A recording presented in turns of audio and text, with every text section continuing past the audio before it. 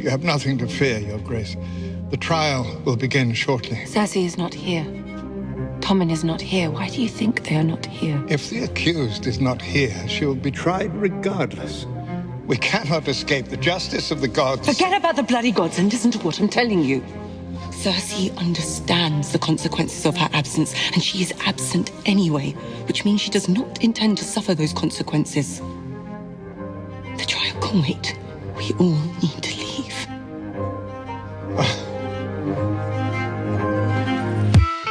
We are the sword in the darkness.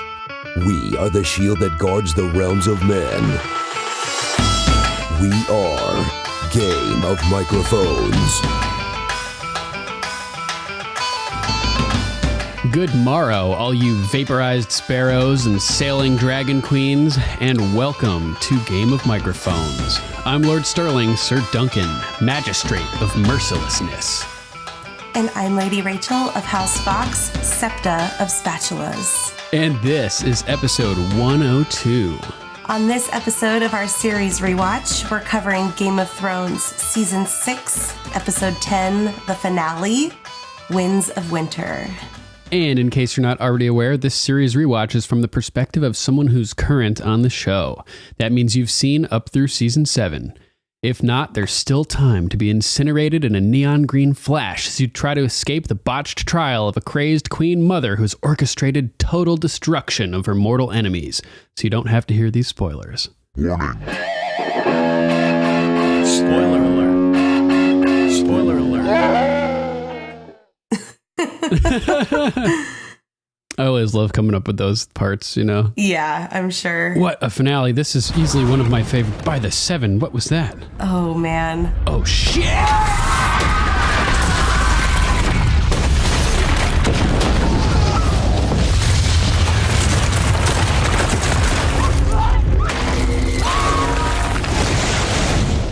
This episode is... It's like perfection from start to end. And sorry for the scare with the GOM 102 ? Episode that I released shortly before releasing this full episode. Our first attempt at recording was inside the Sept of Baelor, and as you could tell, we had some technical difficulties, you could say.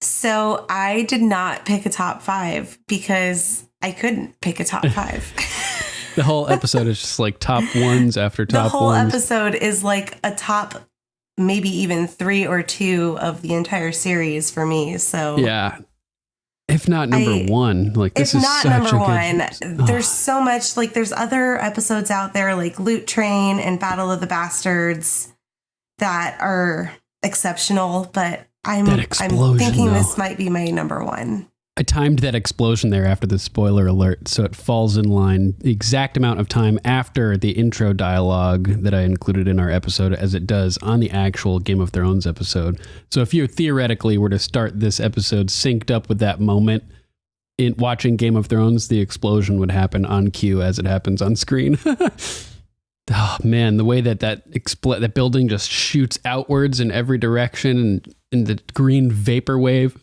I love the way the wildfire like moves through the catacombs. Yes, and how they hear it rumbling before it explodes, before it gets to them. Oh, that's so creepy because it sounds like an earthquake. That's like what an earthquake sounds like, and gives me The High Sparrow just has like 1 second to realize that he's a fucking idiot before he just gets vaporized. I know, and the way he like puts his arms out and like looks up upwards. Like, yeah. Oh, it reminded me of that movie, The Watchmen. Basically, this guy is like a physicist or something, and he's doing an experiment, and he gets trapped inside this room where they're creating some type of force, and it like rips it. We see it in slow motion. First, his hair like rises up on end on his arms, and then he just like vaporizes, and all the flesh like comes flying off of his bones and everything. And it's very similar sort of to the way that the High Sparrow's flesh comes peeling off of and flying off of his bones. Yeah, it's intense for sure. And I love right before that, like Marjorie, she hears the rumbling and she goes to like run or duck or something. And then, yeah, I'm so bummed Natalie Dormer isn't on the show anymore. I know, right? So since we couldn't really pick out a top 5 for this episode, I think we're just going to change it up a little bit and just examine it sequentially through the whole thing, right? Yeah, I think that's the best idea because literally I had almost 18 aspects of this episode that I wanted in my top 5. I just gave up. Yeah, there's just so much good stuff to talk about. Yeah. Why don't you lead with it? All right. So the episode starts, and right off the bat, we're teased with a shot that's looking right at the sept from Cersei's quarters. And ominously, the bells toll. And it's foreboding, signaling time, and that time is running out. That, it's like, what's the metaphor for nuclear war is the doomsday clock, right? Oh, yeah. When it hits midnight, that's when the war starts, the end of the world, basically.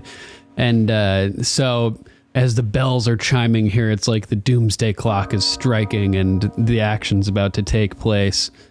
So I liked that. I love that we started with the bell, but we get the bell like when it actually blows up. Yes, totally. Yeah. It crushes somebody too.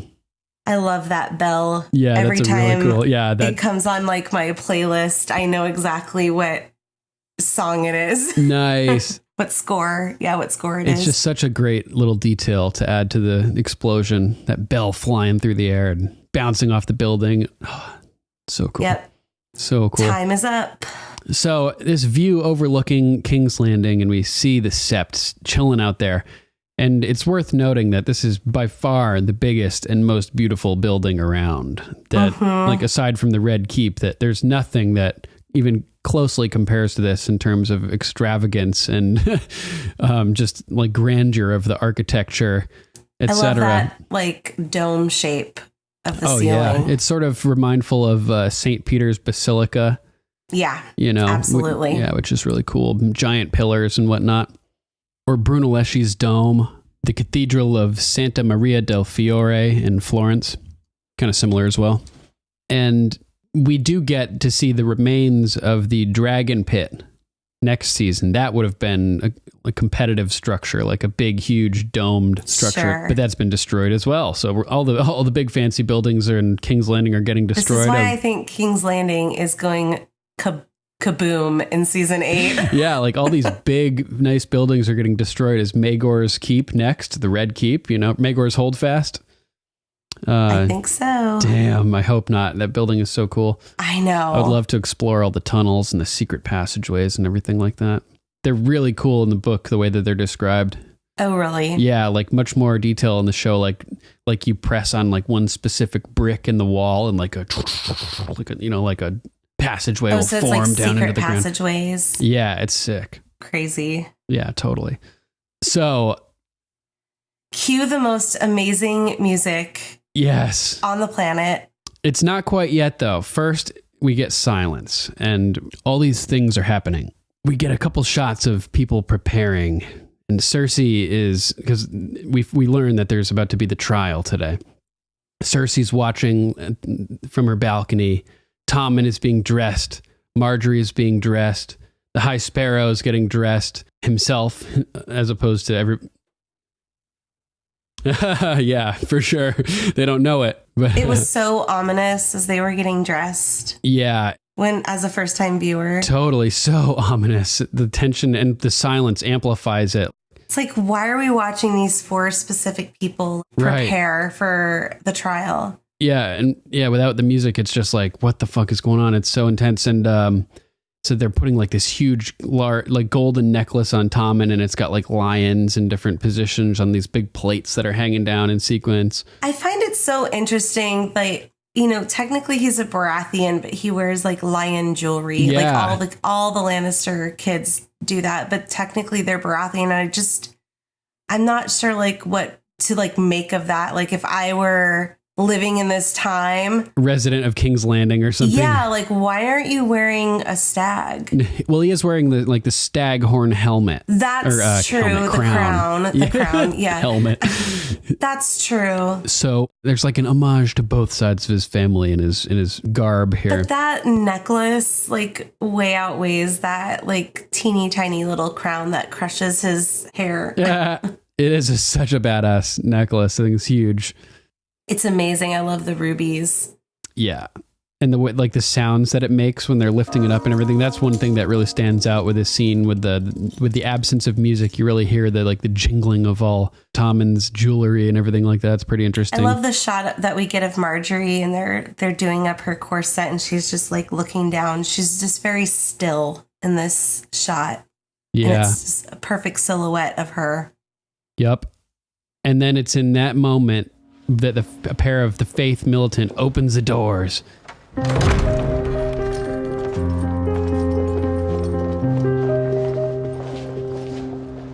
And then the music kicks in, and it's the light of the Seven, and everybody's hearts like sinks who's seen this before, as it just elicits such powerful emotion as we know what's going to happen.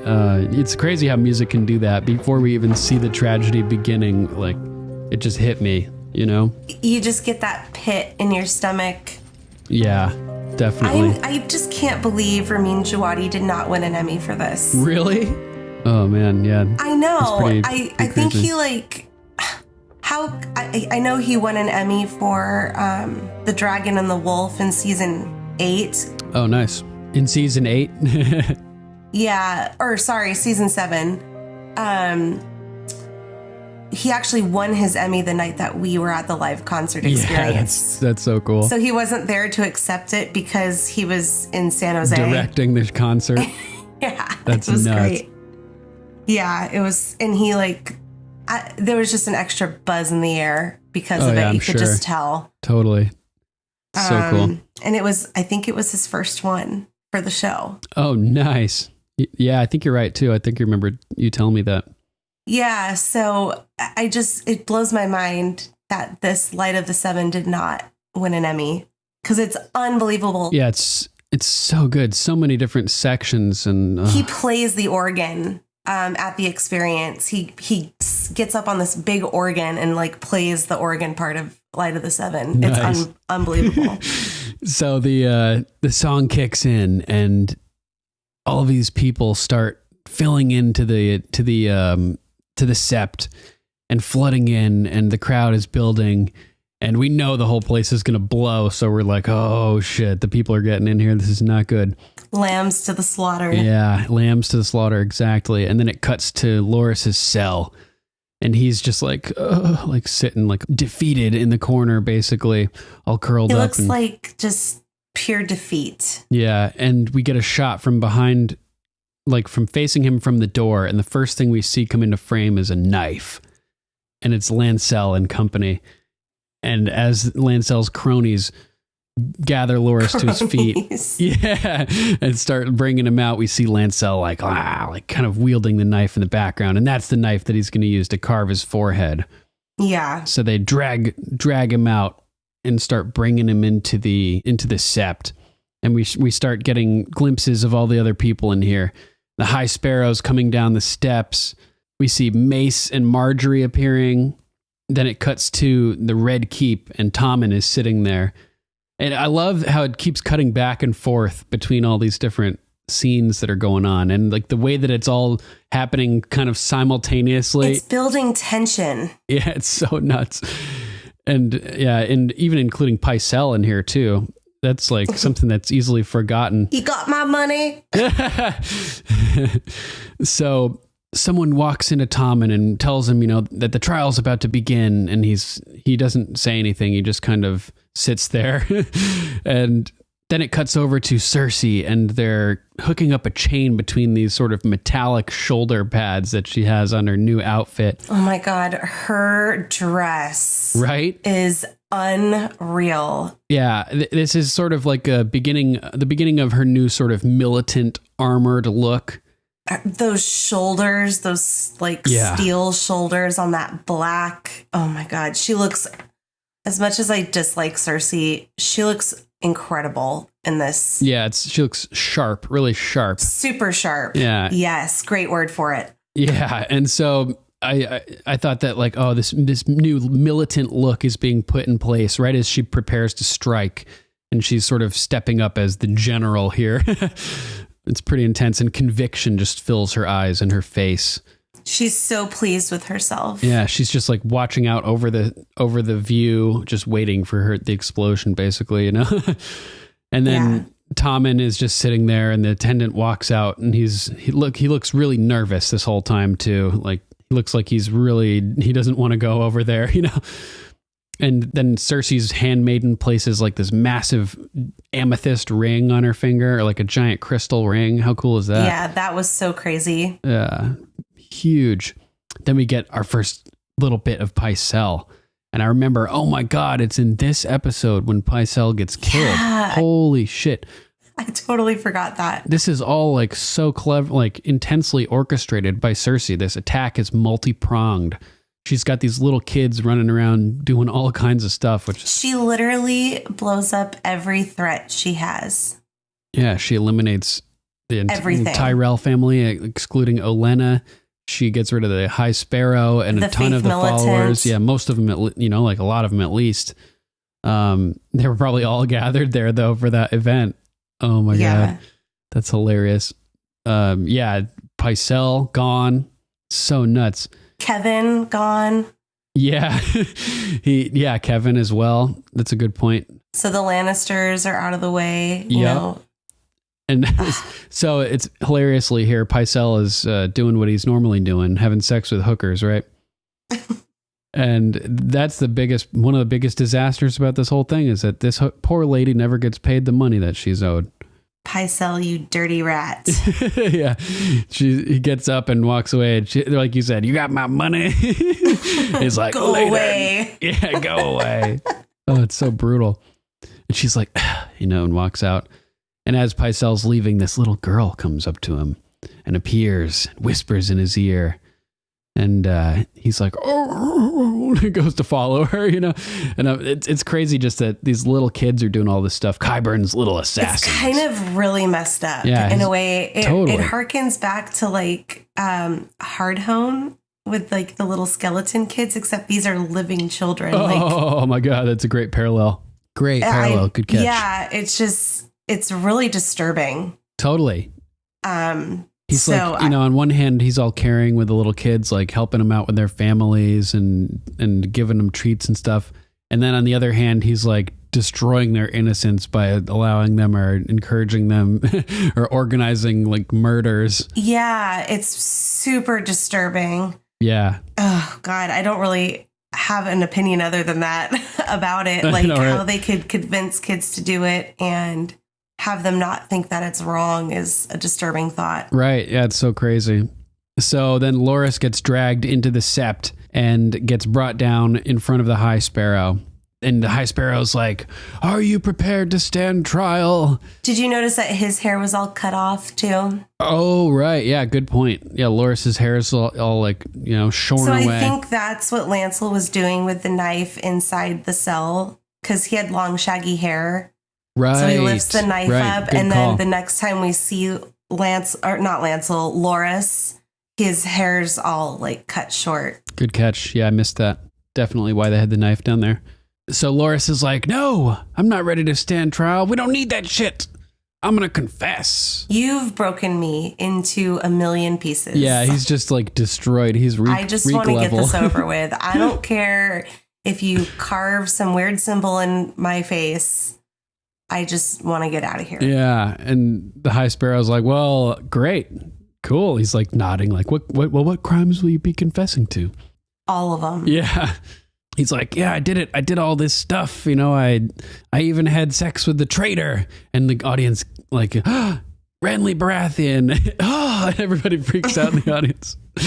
Yeah, it's like such a shock to everybody. My ears are burning. Yeah, he's like, you know, talking about all the stuff that he's done, and he perjured himself before the gods. He's guilty of all these things: depravity, profligacy, arrogance. He sees that now, you know, now his vision's clear, and he's humbled himself before the seven, and he is willing to accept whatever punishment the gods deem just. And I was like, profligacy, that's a cool word. What does that mean? So I had to look that up. I have no idea. What does it mean? It's a noun. Shameless, dissoluteness, reckless extravagance, great abundance. So his whole, like, his fanciness and... That's pretty descriptive of Loras. And Tyrell nature in general. Like, yeah, really extravagant and abundance is like, you know, that's their thing, basically. So the High Sparrow is saying that although the god's judgment is fierce, it's also fair. And those who kneel before the mother are shown her mercy. And so Loras kneels down with his like face to the ground, basically, and he basically says that he wants to devote his life to the seven. Yeah. Oh my God. He's taking full responsibility for everything he's done, all of his sins, and this is how he's chosen to unburden himself. He's going to abandon his name. Yeah, and I'm like, renounce his lordship. Yeah, I'm like, the High Sparrow. The High Sparrow's like, you understand fully what this means. Like, and Mace loses his shit. He's losing it. He's like, this is blasphemy. It's crazy. It cuts to a wide shot, and Loras is like, I will abandon the Tyrell name and all that goes with it. And you can see in the crowd one movement, and it's Mace Tyrell's hand shooting up to his mouth. Up to his face. Yeah. Yep. And then it cuts to a close shot of Mace Tyrell, and his hand is at his mouth. And he's, as Loras talks about renouncing his lordship and claims on High Garden. He's never going to have children or get married. And every time he says something like this, I just envision like a knife going into Loras Tyrell's heart. It's just like, it just keeps going, you know. Deeper and deeper. Yeah. This kind of sounds like the Night's Watch, you know, never marrying, never having children, renouncing lordship and all that. Interesting little comparison there. Definitely. So Loras starts breaking down and crying, and the High Sparrow asks him basically to dedicate his life to the seven, to commit himself to the gods. And Loras agrees and claims that he will do it. I love the way he says I will, because it's really believable. Yeah, I mean, it's pretty true. Brother Loras, I ask you to dedicate your life to the seven gods. Will you fight to defend your faith against heretics and apostates? I will. I think it's so honest, because he's like, I just want to move on and not be in a cell anymore. Mm-hmm. You know, like it was almost like there was a twinge of like begging, you know, like, I will, like, let's get this going. Like, I want to get out of here. Yeah. And he lifts his face up and knows what's coming next as they grab him by the head and hold him still and begin to carve the 7-pointed star in his forehead in a circle. That is brutal. With that giant dagger instead of like a smaller knife, which would be much more easier to like draw. And this pushes Mace over the edge, basically, and he freaks out and starts to run forward. And everybody around him like turns towards him, and Marjorie stops him and holds him back and restrains him. Faith is the way, Father. Yeah, and it's like, what the fuck? Like, she's like saying, have faith in the plan, you know, like, yes. just relax, but also saying, like, this is what he's got to do. Like, he has to, you know, claim to be faithful to get out of this, basically. Yep. And I'm like, oh my God. And during that whole scene, the music was basically gone as well. And then all of a sudden it cuts back to Cersei's chamber, and we get more of the Light of the Seven. The song comes back in, and the handmaiden is finishing getting Cersei dressed. And then we cut to Tommen, and someone walks into the room. You hear thump, thump, thump. And you know it's Sir Gregor. Yeah, we know those footsteps. Just by those footsteps. Yeah, and Tommen stands up like, I'm ready. Okay, let's go. You know, finally we'll head over there. I know I'm a little late, but we're gonna go. But nope. As he walks forward, it's the mountain. I love the stare down. Yeah, he turns around and he's like, oh my God, as the mountain is looking down at him. And the stare down is so hilarious. His lips are pursed and Tommen's just like looking up at him like, yep. He looks so tiny. Yeah, he just looks so shrimpish, like very tiny. And he starts walking over to pass him. He's like, I'm late. We need to go. And the mountain's hand just shoots out and just grabs his shoulder and stops him dead in his tracks. And it's like, Can't stop. Won't stop. You ain't going nowhere. You ain't going nowhere, bitch. Nowhere. Yeah, and so then it cuts back to Cersei, right? Yep, and she's looking to make sure everyone's gone because she's going to pour herself a glass of wine and watch the show. Oh, man. So Marjorie is pissed off that they've cut up Loras's forehead, and she walks over to the High Sparrow and starts being like, what the hell? Like, you gave me your word, but you guys mutilated him. What the hell's going on here? I like how she uses the word mutilated.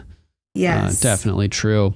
So the High Sparrow tells her that once the Queen Mother's trial is concluded, Brother Loras, as he now calls him, is free to leave. And I was like, whoa. Loras's trial is done. Why does Loras's freedom now depend on Cersei and her trial? Like, these two things are entirely unrelated. Loras should be able to leave immediately. You know what I mean? Yeah. Like, he's not cool. hanging around here. Yeah, and Marjorie is like, well, where the hell is Cersei, right? And we get like our first clue that something is not right. And I love that it's Marjorie that figures it out. Yeah, she's ever sharp. No one else is thinking like, oh, where's Cersei? Like, here's Loras, where's Cersei? Like, something weird is going on here. Yeah, conspicuously absent, and the king as well. Not there to oversee the queen's brother's trial. Yeah. Like, what the fuck is going on here, right? Something's wrong. Exactly. So Lancel says her litter never left the Red Keep. And we learn that she's not coming, right? And I'm like, oh shit, this is not good. And that's when she's pouring herself that glass of wine. And the High Sparrow tells Lancel to go to the Red Keep and to show her the way. I always thought that was an ominous line, right? Yes. Yeah, super ominous. He's so cocky here. He thinks he's won. Yep. You know what I mean? And it causes him to be so blind to Marjorie, and it drives me crazy every time. Like, the High Sparrow, you mean? Yes, the High Sparrow. Like, think for 1 second. Right. Like, Marjorie has to like spell it out for him. Yeah, totally. It's so, it's crazy. But also, like, look at how huge and monumental this building is. You wouldn't imagine like it being able to explode, you know, at the same time. Like, you wouldn't think that you were touchable, kind of. It just feels like such a huge piece of fortress. Yeah, like a fortress of protection, you know, and surrounded by your men and everything like that. So, and also, as far as we know, he was not around during the Battle of Blackwater Bay, right? So he didn't see the power of wildfire, in person, and neither did Marjorie. But she knows how insane Cersei is. I'm thinking like no one there even is really thinking about the wildfire because it was used in Blackwater Bay. There's not supposed to be any more. Yeah, I mean, yeah, but you know, I'd be like, fuck, those guys are hiding more, you know, they have more. If they employed it on that occasion, they've definitely got more. Yeah, like that was a lot more to it. Those catacombs were just like, you know what made me like nervous too is they were like all leaking. It's like they weren't very like well sealed to begin with. Right, yeah, it's pretty crazy. It's super crazy. Really unstable. It's amazing that it lasted so long down there without anything like triggering it. Sure. I mean, I guess you have to go down there to like light a spark, but still. Yeah, even like if one of those things fell over, like you just dropping could cause it to go, you know? You don't even need fire to start it. Oh, really? Yeah. Oh, I didn't know that. Oh yeah, my I don't goodness. think so. You can just drop it and boom. Like, oh, damn. It's like it can be, you know, activated by kinetic energy, essentially, sort of like nitroglycerin. Sure. Yeah, exactly. Like in Lost when Arst gets exploded. All right, we're not going to take any more of this stuff than we need because nitroglycerin is extremely temperamental. So we Or in Fight Club, Tyler Durden's like, whoa, whoa, whoa, whoa, whoa. Whoa! Whoa! Okay, you are now firing a gun at your imaginary friend near 400 gallons of nitroglycerin! Don't do it. Yeah. So Cersei walks out to the balcony because the show is about to begin. And this is where everything starts to happen. We know something's wrong. Cersei's not showing up. The tension is building at the Sept. Lancel and his goons go to leave and to try to grab Cersei. And as they walk out to the front steps, that cute little boy. Yeah, this little bastard runs down the stairs, and it just seems odd. Something about this does not seem right, you know? Well, and like, as the viewer too, so we've seen a little girl approach Pycelle already. Yep. Now we're seeing a little bird here approaching or like beckoning essentially Lancel to follow him. And with the reveal, like you mentioned just now, of them being little birds a few episodes ago, now every time we see a little kid, we're like, ooh, something's going on here. Yeah. And so you know that they're involved somehow. So now you know that Qyburn is involved. Right. Because they're his little birds. Because we see both those kids with the sweet plums or the dried plums from Dorne. Oh, really?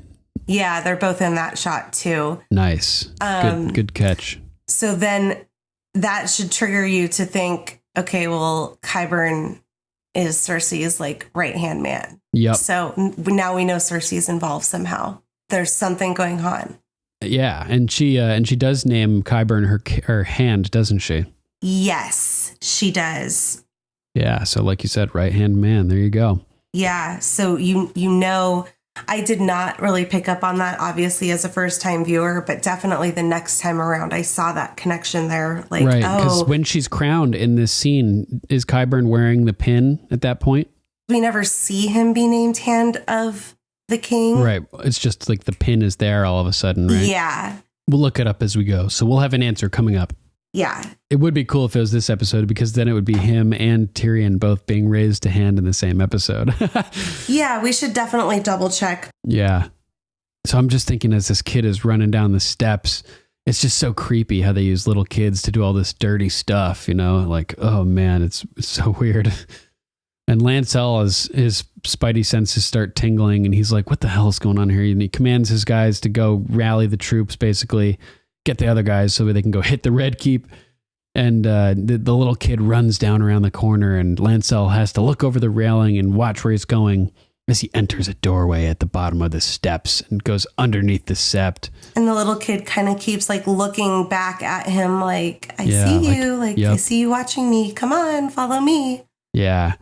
And if not saying follow me, definitely making taking note that he's being watched, you know, like looking over his shoulder as he's doing his thing, right? Exactly. So it's suspicious. So cuts back to Pycelle's lab or to Qyburn's lab now in the Red Keep, and that little girl walks in with Pycelle. And you know, you immediately see where they are too. They're in Qyburn's little laboratory. Yeah, totally. So now we definitely know Qyburn's involved. Yep. And then back to Lancel as he's following this little kid inside the tunnels. Again, in the back and forth of, you know, these different moments in kind of sequential, you know, the same time frame. Yeah. It's building tension. Oh, yeah. As a viewer, because you're like, oh my God. Yeah. Oh my God. You just know it's all gonna like hit the fan at the same time in all of these different situations. Like they're all just gonna go haywire simultaneously. Yeah. And the music is starting to build. It's getting a little bit thicker. And we get kind of more of the strings starting here, which I love the use of like the cellos and the violins in Game of Thrones music. All these different like sections we're going through in the song and the different layers that are coming in and stuff. And it's just and pretty soon we're going to start getting that organ. Oh my God, I love the organ. It just like takes it to that religious level. Like because they're in a religious space, right, so it's true to what's happening in the moment.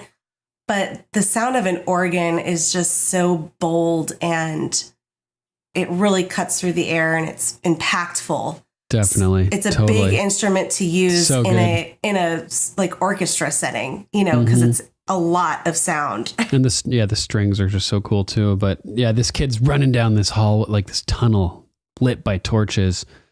And Lancel's like, what the fuck is going on? And chases after him.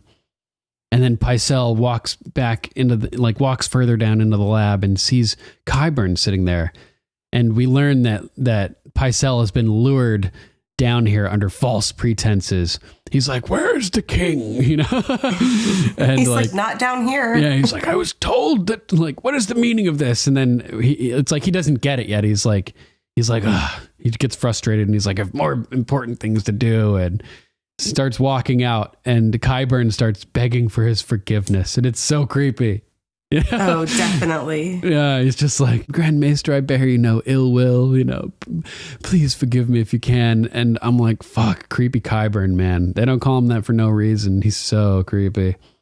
He's definitely creepy. And poor Pycelle, man. I mean, as big as a douche as he is, poor old man was lured under false pretenses here to his death, and that's never fun for anybody. So you do have to feel a little bit of sympathy for Pycelle here. Yeah.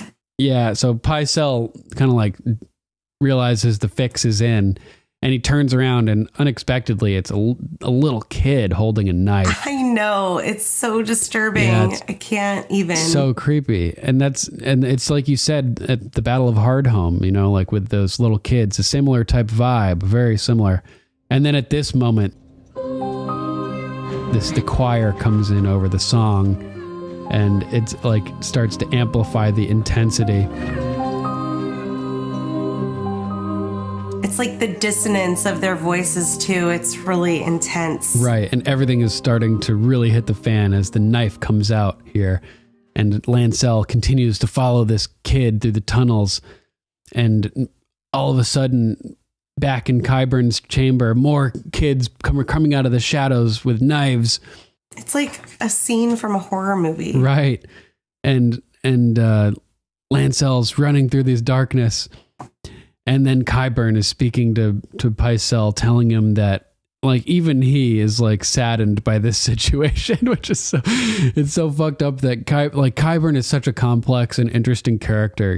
He's like feeling his emotions and like understands how horrible this is, but at the same time, he's like loving it and on some level. You know what I mean? Like he's a really interesting character. I want to know what makes him tick. Yeah, definitely. He's like, whatever your faults, you don't deserve to die alone in such a cold, dark place. Like this pains me.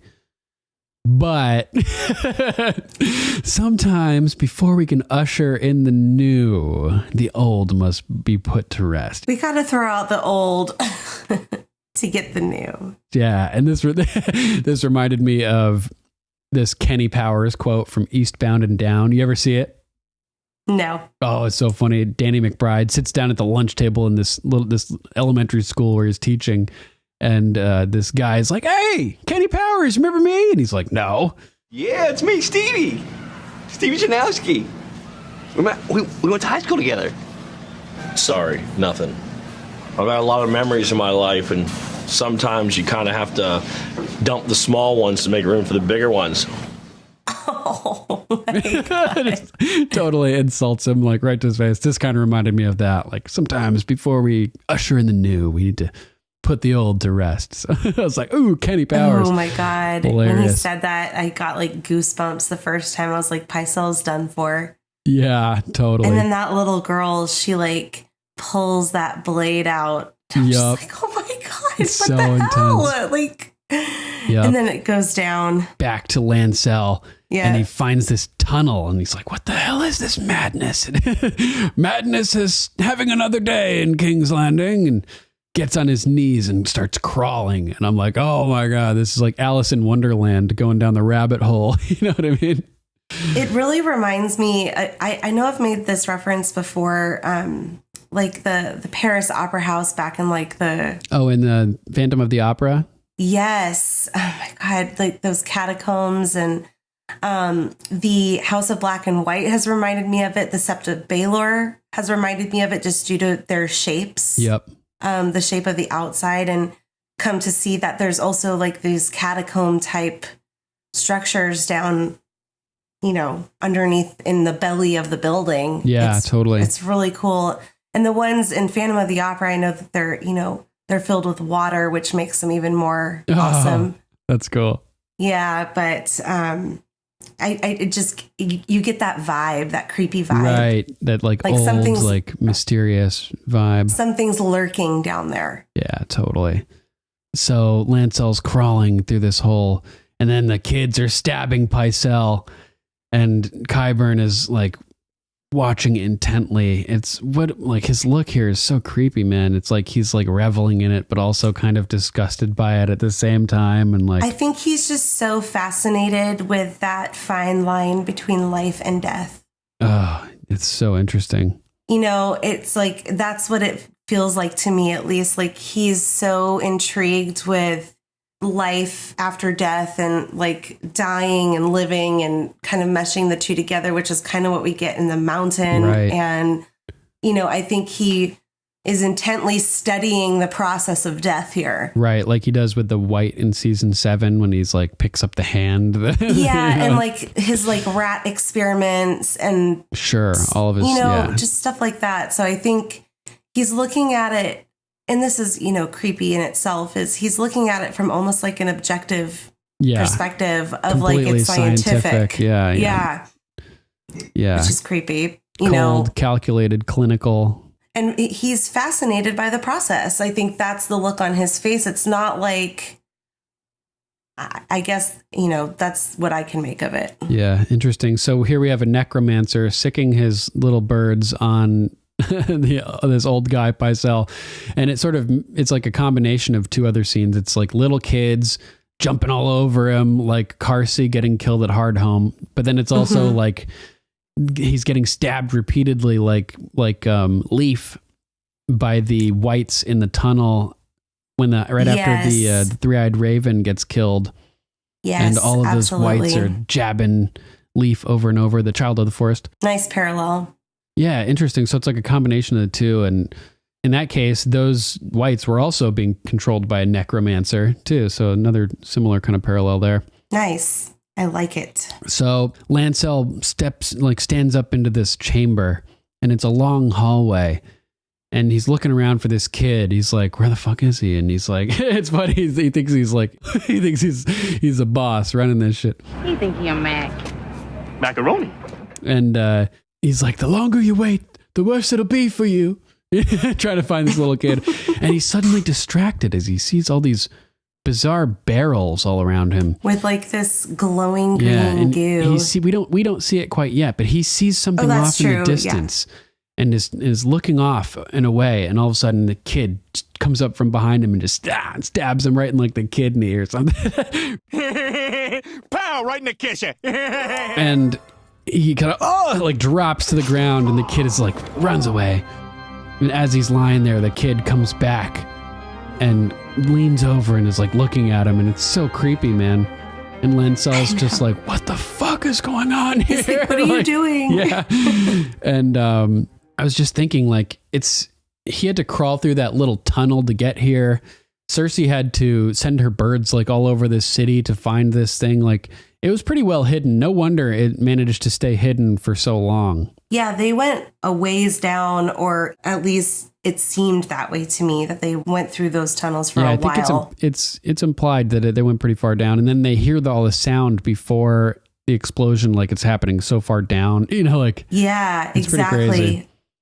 Like a guttural rumbling. Yeah, so it's so creepy, and we don't see anything down there yet. It cuts back to the Sept, and people are stirring and murmuring, and like the tension is building, and obviously something's not right at this point. People are starting to like talk amongst themselves and question like what's going on, and Marjorie is getting anxious. Loras is just standing there bleeding too, and it's like, what's okay? So is his trial over? Yeah, he's just leaning with his like head dangling, hanging down, and yeah, like what the hell? They're holding him for no reason. Like his trial's over. He should be able to go, right?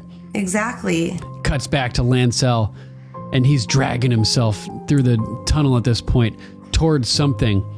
We see a glimmer of light in the distance. And this is when the strings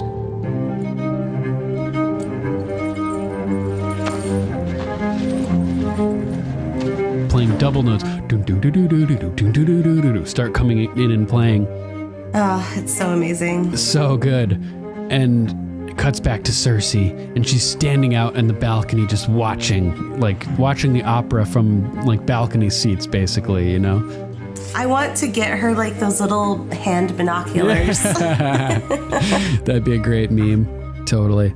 And she's watching, just sitting there, and Marjorie's looking around, and Lancel is crawling closer and closer to the other end of the hall, and we start to see a green glow. So you think he got stabbed in like the gut area? I feel like he got like cut in the legs. Oh, really? Yeah, I thought it was in the gut.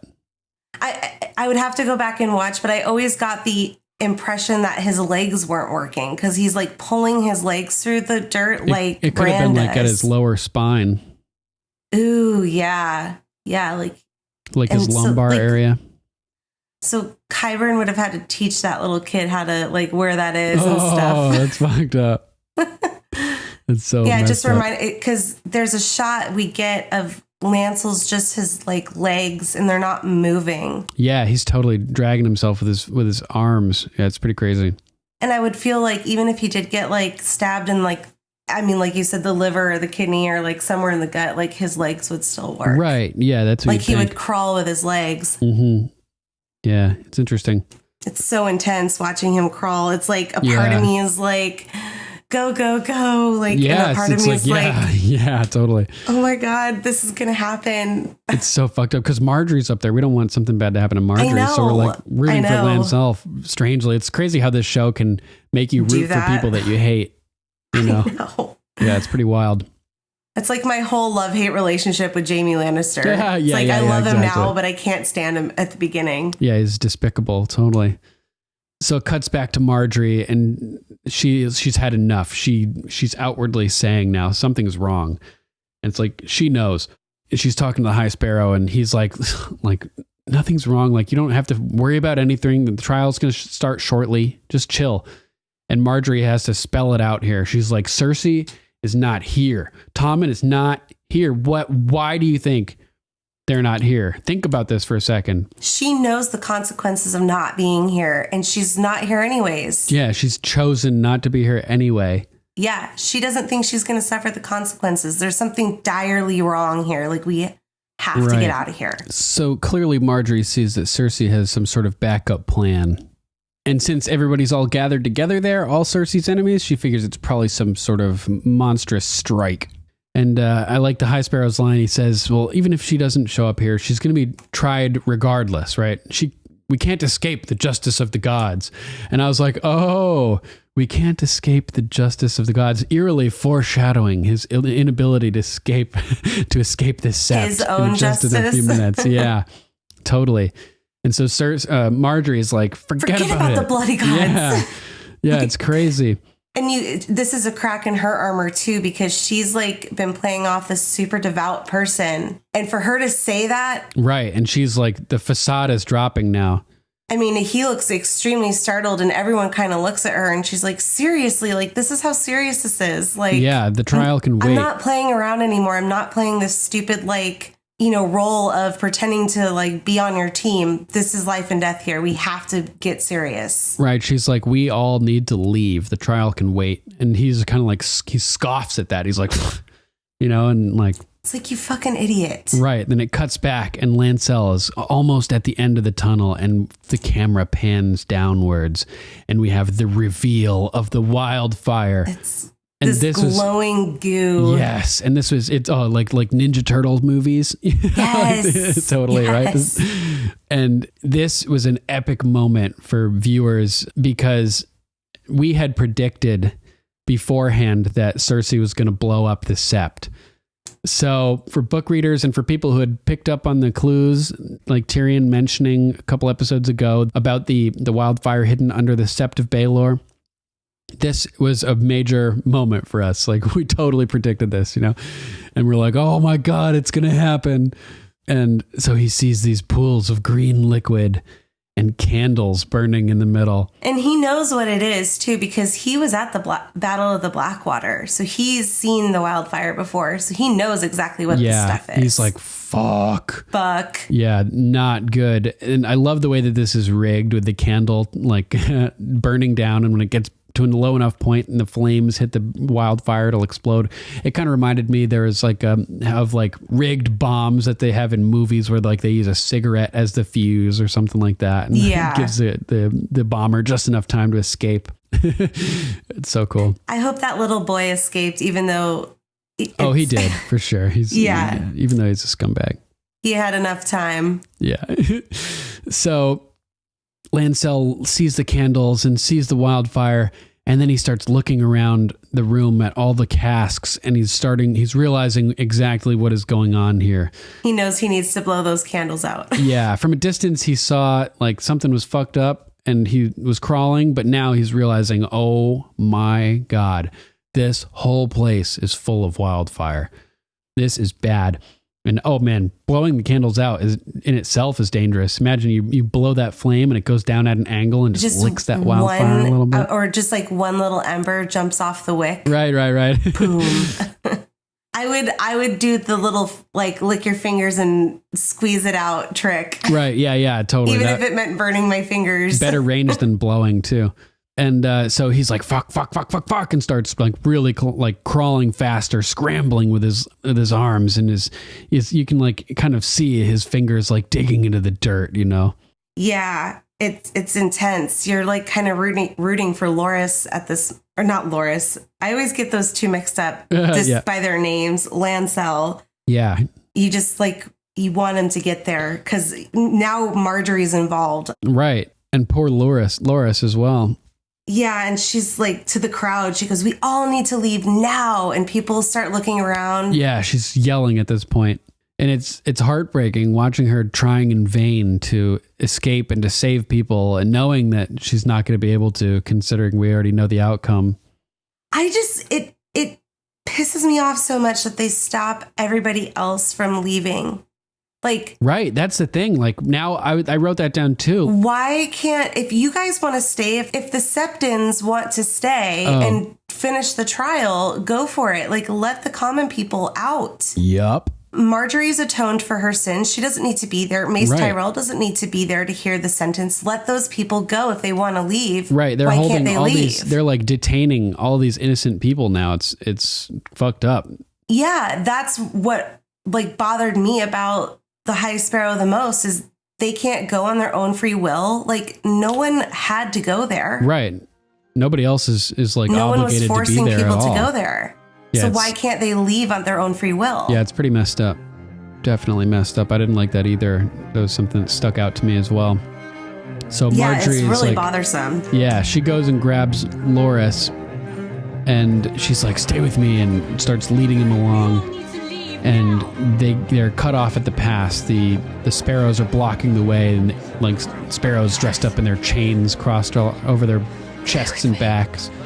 The scum, And Marjorie's like struggling against them, like telling. I like how she takes a moment though. She's like gonna start pushing, and she like stops and looks at them, and she goes, "Let us through.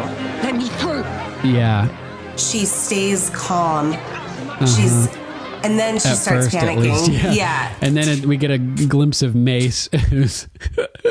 He's so pathetic. He's wigging. Right? He's wigging, but he's so pathetic. His face is like, oh, and he's just getting he's like drifting along in the current of people, completely out of control, just like like a piece of driftwood, essentially being guided by these people that are moving him along. And he kind of looks over at Marjorie.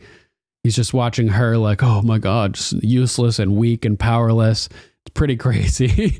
It is pretty crazy. And that's when Marjorie loses her shit and she's like, let us through, you know? Yeah. Yeah. And then she's like, now it's survival mode. Yep. And then it cuts back to the tunnels and the music gets insane here as the strings are dun dun dun dun dun dun dun dun dun dun, you know, like accelerating and ascending. The organ's going now. Yeah. The music is climaxing and it is a lot of sound. And but it's so clear. It's not muffled. Like you can hear every part of that orchestra playing, and I love every second of it. So good. And Lancel reaches the candles finally and tries to blow them out, but they won't blow out. And Marjorie looks back over her shoulder at the High Sparrow, and she's just so mad. And the High Sparrow's looking at her, mad at her for interrupting the proceedings, basically. And then it cuts back to Lancel. And the flame from the candle dips down and it spreads from the candle and touches the liquid and it ignites and it cuts to Lancel's eyes and you can see in his reflection. See the green come through. Oh, yeah, like just this green explosion reflecting in his eyes. Incinerated. Yes, just vaporized to nothing. And we see in sequence all these barrels just starting to boom, boom, boom, boom, boom, boom. And it's the explosion that we saw in Bran's vision a number of episodes back. Yep, exactly. So intense. And then it cuts back to the sept and we start hearing a rumbling. And Marjorie is looking at the High Sparrow, terrified, like, look what you've made us be subjected to. And the High Sparrow looks surprised all of a sudden and just has a brief second to realize that the whole place is, that he was wrong and the whole place is about to blow, basically. And in his last moment, he reaches out his hands and looks up to the sky. Yeah. And we see the explosion from beneath. Right from his feet, you know, is the first thing to go. His pious, shoeless feet get destroyed first, you know, and he just goes up in a big green vapor wave. I'm glad we didn't see Marjorie. Like, I'm glad it was over on the High Sparrow. You know what I mean? Like, we saw him explode, even though we know, like, everyone else died too. Right. I'm glad we didn't see, like, the Tyrells get wiped out. Yeah, everybody wanted to see the High Sparrow die, you know. Nobody wanted to see Marjorie die. I'm glad the show gave us that closure. Yeah, definitely. So we get that cool Dr. Manhattan moment with this High Sparrow as the meat just, like, explodes off of his bones and we see his skeleton standing alone for a split second before it turns to dust. And then we get that bird's eye view of it just. Oh my God. It's like the way it explodes. It's like if you had like an orange or something, like a watermelon, like Gallagher, and you just smashed it with a huge mallet and it just like shoots outward in every direction from the bottom. Like the whole sept just explodes outwards at the base and just splatters like oh my God. It's almost like cracking an egg. Like dropping an egg. Like splats outwards in all directions and upwards. And oh my God, that explosion is so amazing. How do they do that? And I love that the wildfire, I think I said this in the Battle of the Blackwater. I love that they made it like that neon green. Yeah, it's so cool looking. It's so cool. And the way they CGI'd or colored in that fire, however they did it, it's believable. It's really realistic looking. Yeah, it's amazing. It's that little hint of magic too that was initially kind of dabbled in the very beginning of the show. Very sparsely. It's very subtle, you know. It's believable because there's fire, you know, and why not just make it like a substance instead of a, you know, kindling like wood or something. Totally. So we get all these different views of the explosion from one angle and another angle as it shoots outwards and upwards and just destroys like all these buildings and immediately surrounding the sept as well. Like just takes out like a whole block basically. And then it cuts down to that one shot at the street, which you love, right? And the bell comes flying through. Yes. bounces off that building. I love it, but I hate it. I was like, oh God. Oh. Yeah, it ricochets off that building and just splats this guy into the ground. Oh man, and like takes this huge chunk out of the street as it lands. So cool. And Cersei's just watching, and she has this smug look on her face. She is so proud of herself. Yeah, she like leans her head back and like, just like absorbing the ecstasy of that moment, and like grins, and her eyes are like almost all like closed as she's just savoring the glory of her victory. She has this little hint of a smile, and she sips her wine and walks away. Yeah, just like Darth Vader smiles as Alderaan explodes and the Death Star is fully operational, you know? Right? Exactly. Yeah. So, she just sips her wine and walks away and cuts back over to Tommen, right?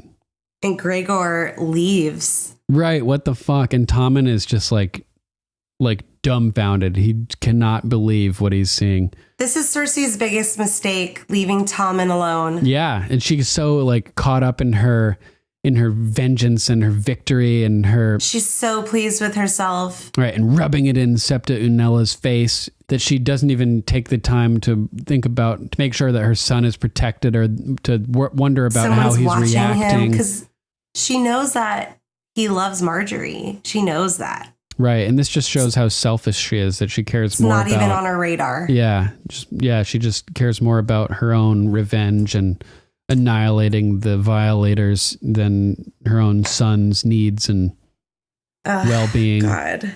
So instead of going with Tommen and giving him a heads up and preparing him mentally for what he's about to witness or something, he is left there watching to be caught off guard, and then to deal with the trauma of losing his wife and beloved, Marjorie.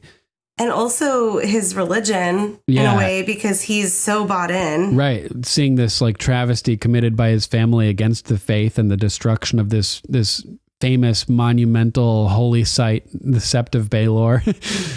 So he's just like shocked in his silence.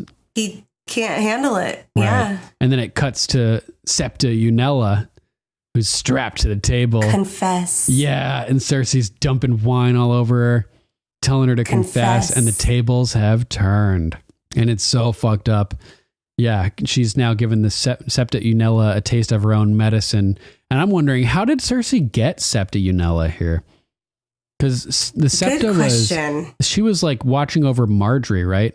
So I was thinking if Marjorie showed up for the trial without Septa Unella like leaning over her shoulder, watching her every move, wouldn't that be kind of suspicious? Like where did Septa Unella go? It seems like she was charged with watching over Marjorie.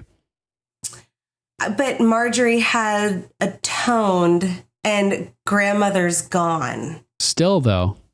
Yeah. She was at the Red Keep with Marjorie like 24/7. That's why maybe that's how Cersei got her. Yeah, maybe. But that's what I mean. Like if Marjorie showed up at the trial without Unella, then that's like another red flag in itself. A red flag. Yeah. I don't know. Good question. So a loose end. Yeah, loose end. Oh, big one. No, it doesn't, whatever.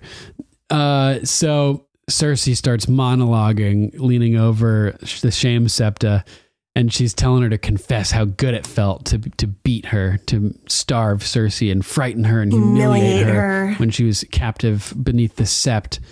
And she's like, you didn't do it because you cared about my atonement. You did it because it felt good, right?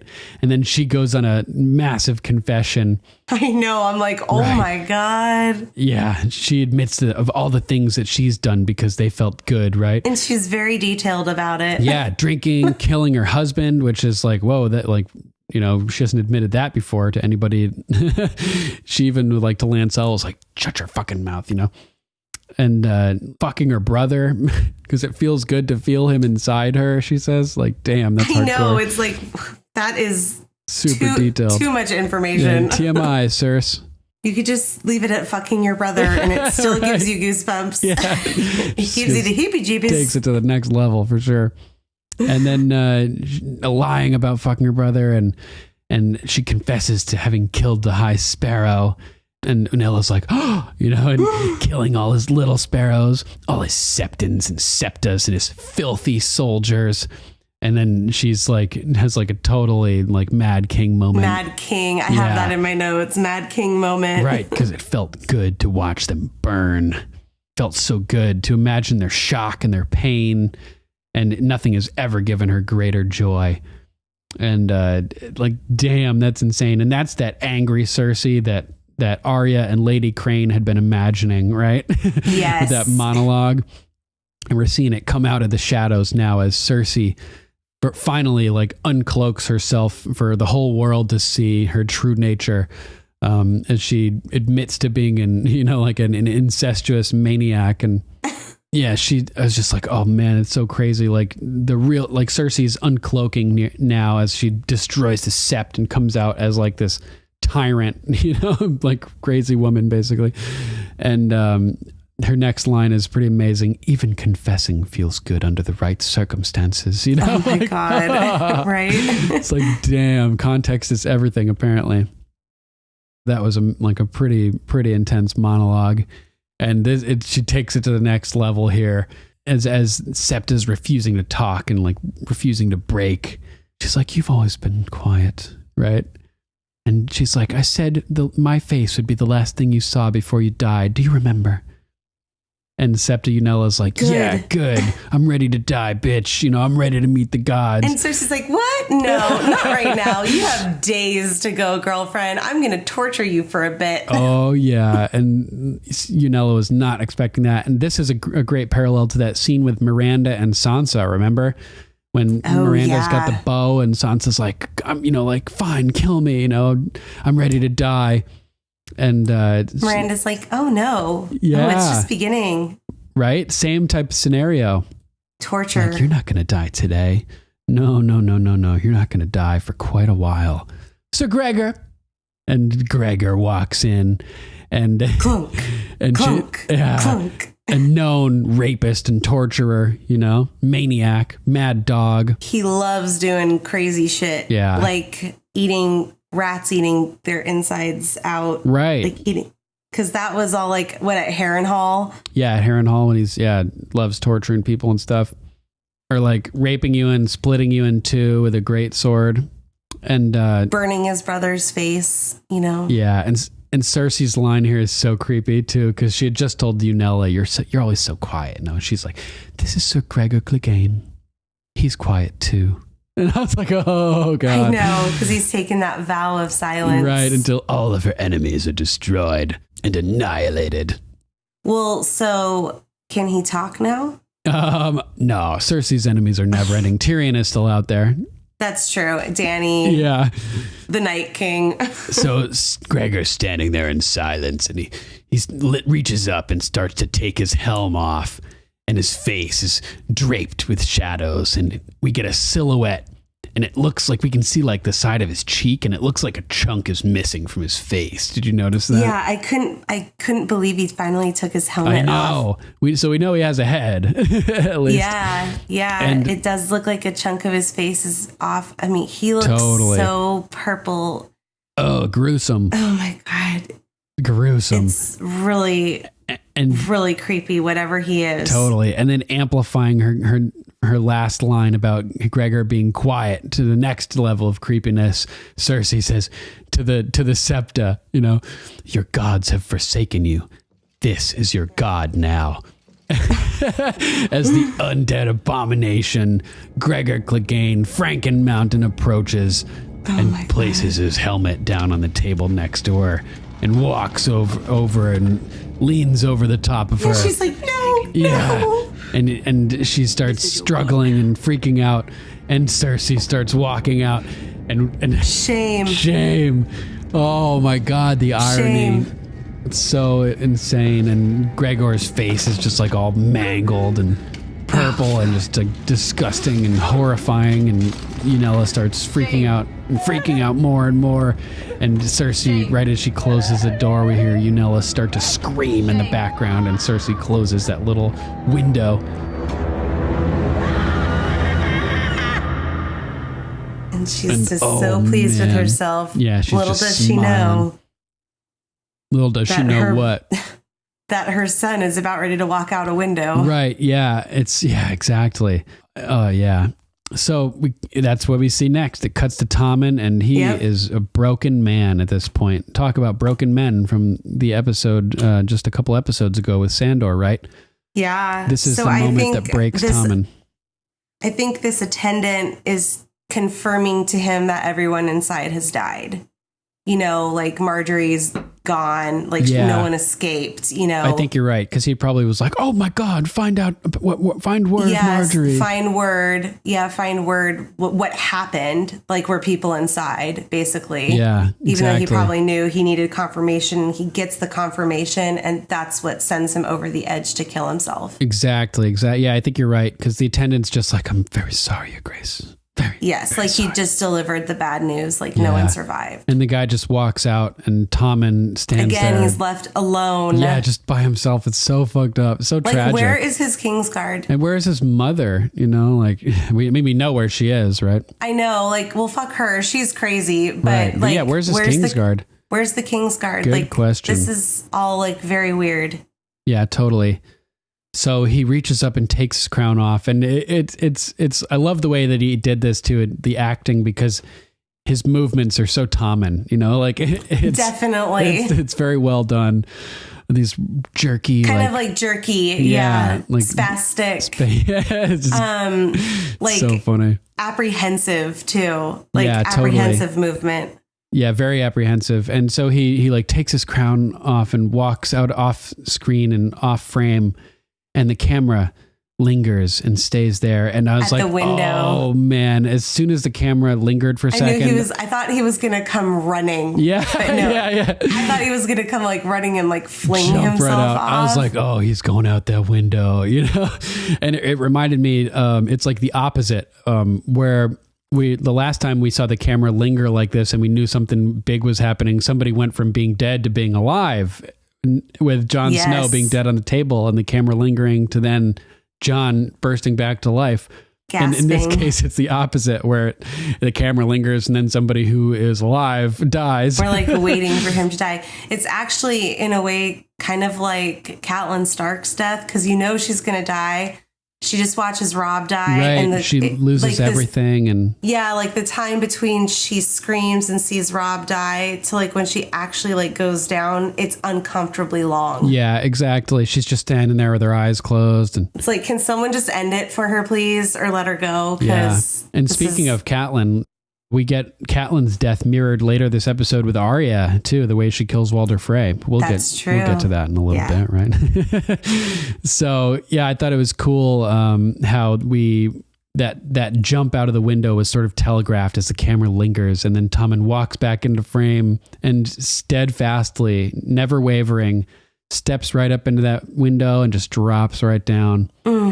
And now there's a whole new meaning to the name King's Landing. Oh my God, that's awful. Too soon? Too soon. That's so horribly awful. It's hilarious. Come on, you gotta admit it. It's hilarious. It's bad. Bad. Poor Tommen.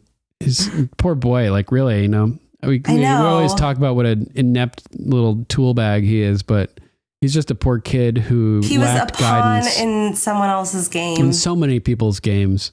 Yeah. Yeah, it's really sad. Tragic life in general. He had no direction. And he seemed like a really good kid, you know, as annoying and stupid as he was. But imagine being his age. Right. And like trying to figure all this out. Yeah, good luck, right?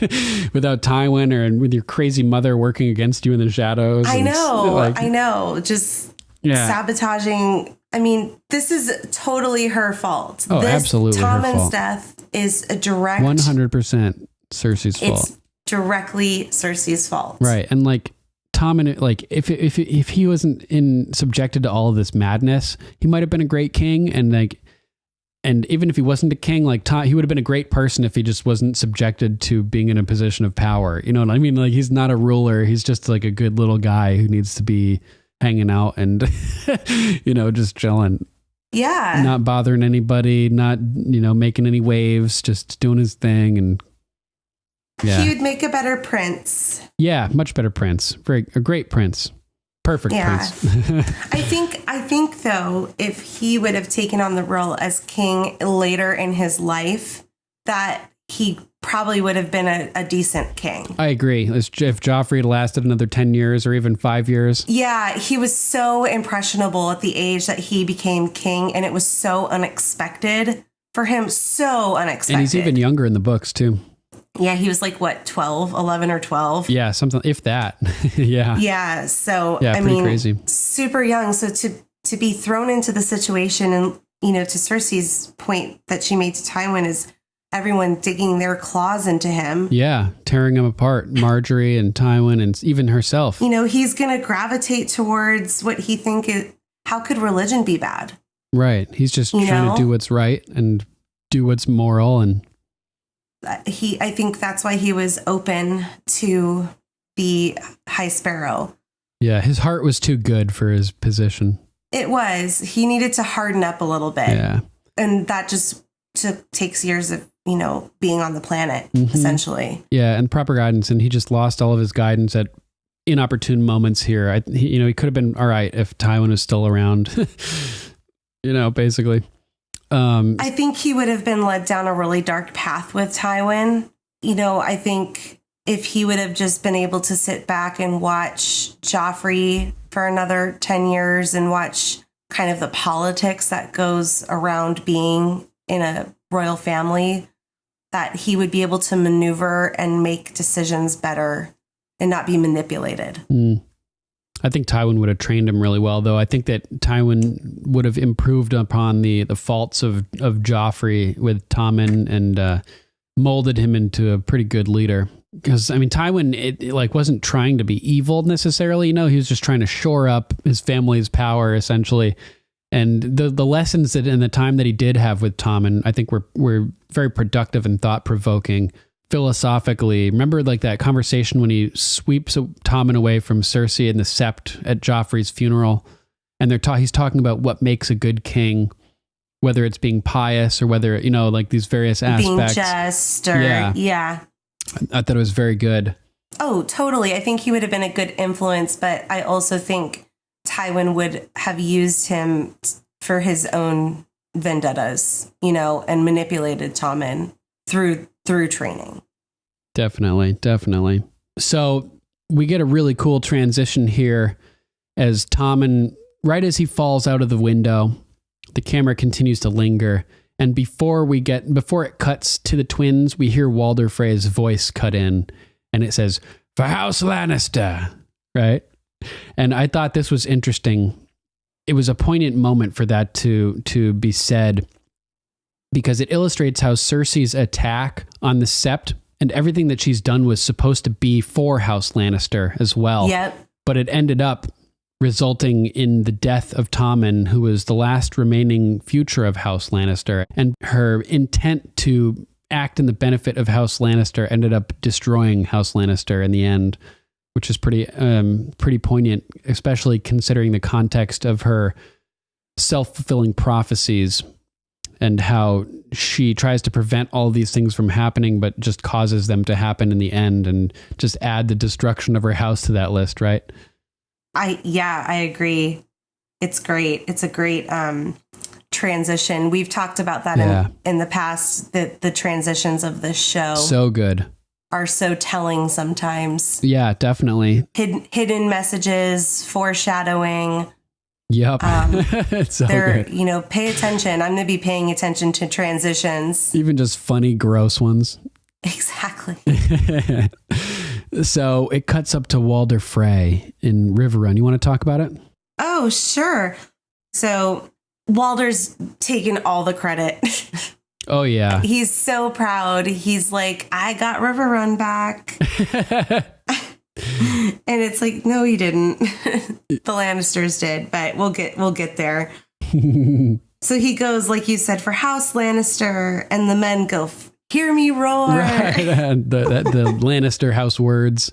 Yeah. And then he says, for House Frey. And all the men go, we stand together. Does that relate to the Frey words? I don't know the Frey words. I don't know the Frey words, but that sounds good because the two twins stand next to each other, so they're standing together. Yeah, let's see. Yeah, their House Frey's words are "We stand together." So there you go. Bang. So Walder's just kind of buttering up the Lannisters and kind of harkens back to driving swords through their enemies' hearts. Basically, as they kill their enemies, they're going to speak the words of the Frey and the Lannister alliance, which is, sending their regards, which we've heard coming from that so quote many times.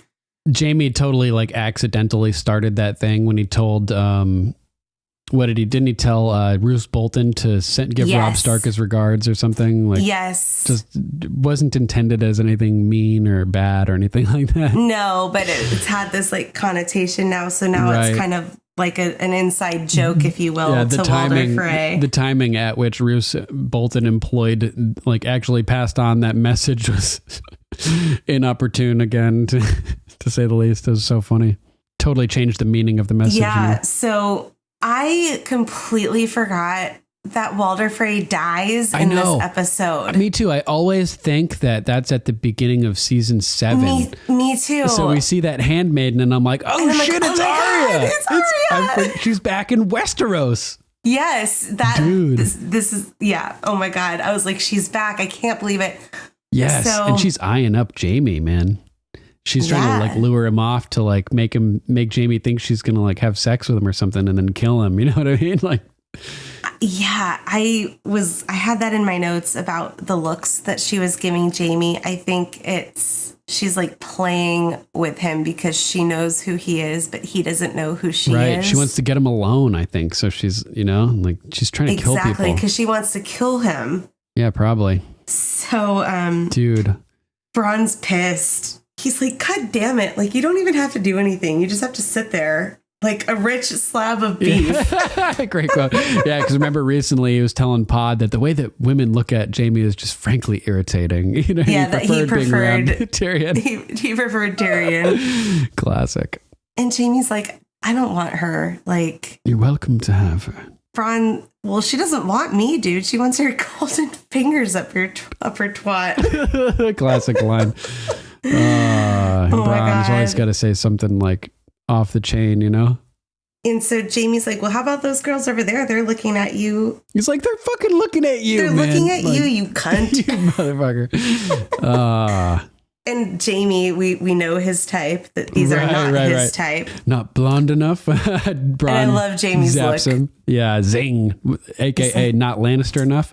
Or maybe he was talking about Brienne. Maybe after they finished with that meeting in the tent, Bronn was like, he was japing at him about Brienne. Did you fuck Brienne? We know you want to. Pod and I were talking about it. Yeah, right. So he could have been tossing Jamie barbs about Brienne too, and we know that Jamie likes blonde girls, basically. Yes. It's pretty funny. Yeah, so we continue. I like Jamie's line here. Well, ladies, have you met Sir Bronn of the Blackwater? Yeah. Hero of the Battle of Blackwater Bay. Jamie jumps up to act as Bronn's wingman here and hooks him up with the girls. Yeah. I love how he calls him the hero of Blackwater Bay, hero of the Battle of Blackwater Bay. That's such a cool title, He was the hero. He's the one that set it ablaze. Yeah, totally. With a beautiful arcing shot with that fire arrow. What a great shot that was. Yeah, and that's why I think that crossed with the sword on his coat of arms should be the fire arrow. Mm-hmm. And a pot of gold. Of coins. Yeah. And the black water of the Blackwater Bay behind him. Oh, and his words, how much? How much? I'm going to make this. I can see it. Do it. So cool. I just looking at the House Frey's logo, and you can see the waves of the water behind the castle on their logo, on their sigil. So I think it would be cool for Bronn's to have black waves like that. The whole background of the black waves with a crossed sword and fire arrow. I like it. Yeah. And then the stack of gold coins would be sick. How much? I like it. And Bronn is getting irritated. He's like, oh, man, well, maybe I'm not in the mood. Okay. And then he's like, what am I talking about? Right. I'm always in the mood. Yeah, he's always in the mood. Fuck it. So he gets up and scampers off with his ladies of the night. Ladies of the evening. ladies of the evening. And then Walder shows up, right? And he's so... I can't stand Walder Frey. I love this scene because Jaime just shuts him down. Right. He's so despicable. He's like, talking all this bullshit. He's like, can't go killing my son by law. It wouldn't be right. Give the family a bad name. And I'm like, are you fucking joking, dude? It's like, dude, you already have a bad name. Yeah. Jaime looks at him. He's so disgusted here. Yeah. And he's sipping his wine and he's all flamboyant and he's like, so the famous Blackfish was killed by foot soldiers? Like, what about that legendary warrior? Right. And Jaime's like, so how many fights have you been in, Walder Frey? Sir Patrick's spidey senses start to tingle because as he speculates that Blackfish wasn't killed by all those foot soldiers. The legendary warrior survived.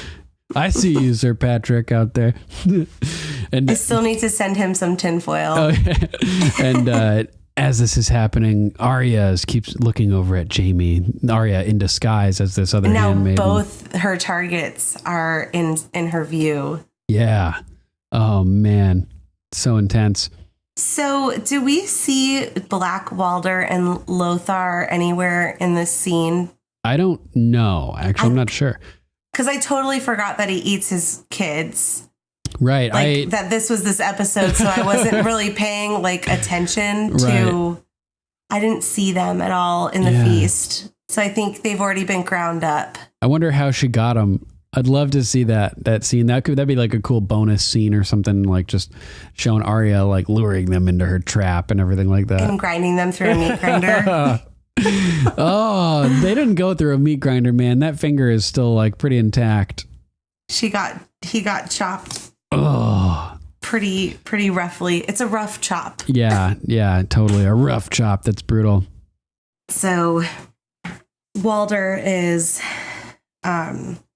gloating here. He is. He's so dumb. I know. He goes, well, I'm a bit old for fighting. And he goes, no, back in your day. And he starts trying to play the, game of words here because he knows he's not like a real fighter. And he goes, the purpose of fighting is defeating your enemies, isn't it? And Jaime's like, well, yeah. He goes, I've defeated mine. Yeah.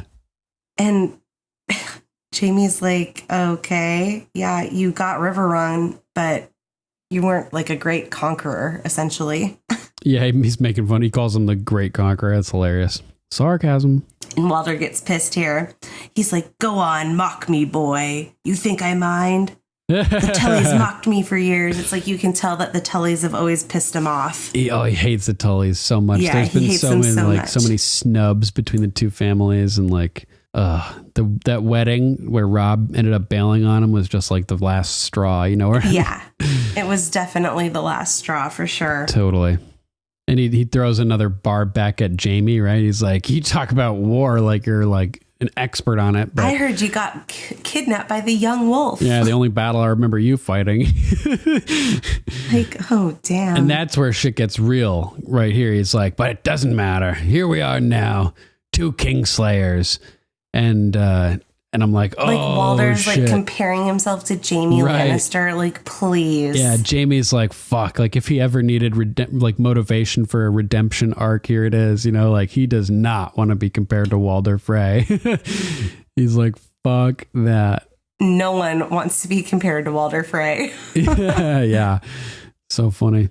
So Walder's like, he's like, yeah, we know what it's like to have him grovel to our faces and snigger behind our backs, talking shit. He's like, we don't care, like, do we? He's like kind of elbowing at him. He's like, yeah, me and you, we're the only ones that know what this is like. Yeah. He's like, fear is a marvelous thing. They won't fuck with us because they fear us. It's beautiful. And Jaime's like, they don't fear you. Yeah, they fear the Lannisters. Yeah. We gave this castle to you, basically. Like, we gave you Riverlands, and like, what good are you guys if we have to keep riding back up here to save you, to give it back to you because you can't hold it? Like, why do we need you at all? Yeah, and Walder's like, oh, that hurts. That stings a bit. Yeah, he looks pretty like, ooh. He looks kind of like taken aback there as Jaime gets up and just leaves him. Yeah, he's like, oh my goodness. Yeah, totally. Oh man, Walder Frey, he's so old in the books. He's like approaching 100, I think. Which is ancient and like super ancient in Westeros. This world, yeah. And like he has all these generations of Freys living under him at the Twins. Because like, Tywin is really old for like Westeros. Yeah, and he's like almost 70. So. Yeah. Oh man, Aemon is really super old too. He's like over 100. That was crazy. Yeah. And then we have Melisandre, who's like centuries old. Yeah, it's pretty cool. Nice. So then it cuts back over from the Twins to the Red Keep in Qyburn's lab. And Cersei realizes that she fucked up big time. Oh, God. And she wants to see his body. Yeah. Much like Daenerys insisted upon looking at the bodies of the dead children who had been crucified on the way to Meereen. You know, Cersei, totally different motivation, but Cersei just needs to see it. She needs to see what she's done. Yeah. It's a scary thought, Cersei without her children. Yeah, and it's like, her only anchor to civilization, reality, or civilized behavior. Yeah, the only thing that makes her, that reins her in is... that has a glimmer of a soul. Yeah, one redeemable trait, and now, it's gone. That anchor has been eliminated, and she's just adrift. So fucked up. Well, her fuse has been lit. Yes. Yeah, big time. It's over now. I mean, because Tommen has to look like Oberyn right now. You know what I mean? Maybe worse. Like he nosedived. Yeah. I mean, ugh. I can't believe there was even a body to pick up. I know, right? I wonder how high the fall, how high the drop was. I imagine it's pretty far because they're pretty high up because they're eye level with the Sept of Baelor. Yeah. They're actually a little higher than it. They're on a hill, though. Oh, that's true. Well, maybe he, rolled down the hill, too. Yeah. Oh, God. I don't even know. It's so fucked up. But Cersei looks like now she's broken, basically. And she's not like... She doesn't even cry or anything. She's just broken, right? Yeah, she knew that it was eventually going to happen because she believed in the prophecy. And what I think she can't come to grips with just yet, which is what's going to fuel her madness even further, is that it's her fault. This one is on her 100%. Totally. Joffrey was a dick. Okay, he got poisoned. Marcella was just... It was just an unlucky situation. She was just a pawn in someone else's game. This was her fault. Right. She directly fed the prophecy. She took away Tommen's girl, Oh, man. So fucked up. For sure. So she is super, super bummed out, for sure. And as happy as she was a few minutes ago, rubbing her victory in Septa Unella's face, that's exactly how sad she is here. Now she's being shamed all over again. Yeah, she's it's total reversal. Manic opposite, basically elated bipolar to devastated. Yeah, both poles of on the emotional chart in this episode. And Qyburn's trying to just keep it calm. Right. Super clinical again. And, what are your thoughts about concerning the funeral? There's no Sept of Baelor. Yeah, that's crazy. Just how the Sept is no longer an option. That's nuts. And here's Cersei. He should be with his grandfather, his brother, his sister. Yeah, because they were all buried at the Sept. Mm-hmm. And think about that, all the Targaryen burials there. They're all blown up. It's all that history is gone. Yeah, it's crazy. Super nuts. And she becomes clinical and emotionless almost here. Burn him. Yeah, burn him and bury his ashes where the Sept once stood. Almost the way that Ramsay was just feed the meat to the dogs, similar type thing. Just detachment. Flat. Yeah, flat affect, detached, and emotionless. She's just broken and blank now. It's crazy. It's pretty crazy. Oh, Cersei. Yeah. Cersei. Yeah. So it's going to be really fun watching her spiral into madness this season. She is the Mad Queen. Yeah, I think one of the last things I saw in that Boston University thing, where they created their own season 8, one of the last things that I saw them do before I was like, I'm going to stop watching this, just in case, is Qyburn, the necromancer, urges Cersei to try to parley with the Night King, basically, to make an alliance with the Night King. Because who else does she have to turn to, right? Well, no one wants to be on her side. Yeah, she's truly alone. Even her brother. Yeah. Well, think about this. We have the story of the 13th Lord Commander who saw a pale woman from atop the wall and fell in love with this icy woman who people think was a White Walker. Maybe we'll get the reverse here, where kind of like Daenerys is telling Dario in this episode that she's gonna like one way to build her monarchy is with marriage. Yeah, her power in Westeros is by marriage. Maybe Cersei will try, and the Night King will try to do the same thing. But the Night King doesn't speak. Yeah, well, not that we know of. That's true. Don't in the books. I think you said this a couple episodes ago. They click and clack to each other. Their voices sound like the cracking of ice. Ooh, it's pretty cool. That's awesome. Yeah, pretty crazy. So we'll see what happens with that. Maybe, who knows? Maybe the Cersei will try to team up with the Night King, and it'll be like some weird ass showdown. Another union of ice and fire, as Cersei is really like a Targaryen, and it's the Night King, and it's like the reversal of ice and fire. Well, and I always love that. I always relate the Lannister house to fire because their sigil is a lion, and that, in our world, the astrological sign is a Leo, and it's a fire sign.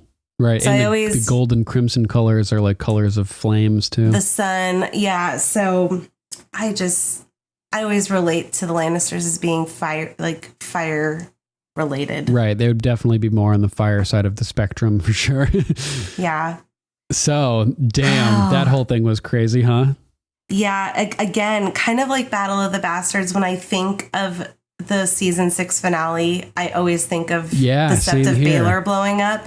Totally. And it's hard to remember, we get a lot of other really good stuff here. Tower of Joy, for instance. Tower of Joy, we get Tyrion being named Hand of the King. Oh my God. We get Sam, he's at the Citadel. That's where we are next. Yeah. Oh my God. God, what the fuck? Dany goes home. She finally leaves Marine. Right. I mean, this episode is so insane. Coming up on Game of Microphones. Yeah, pretty crazy.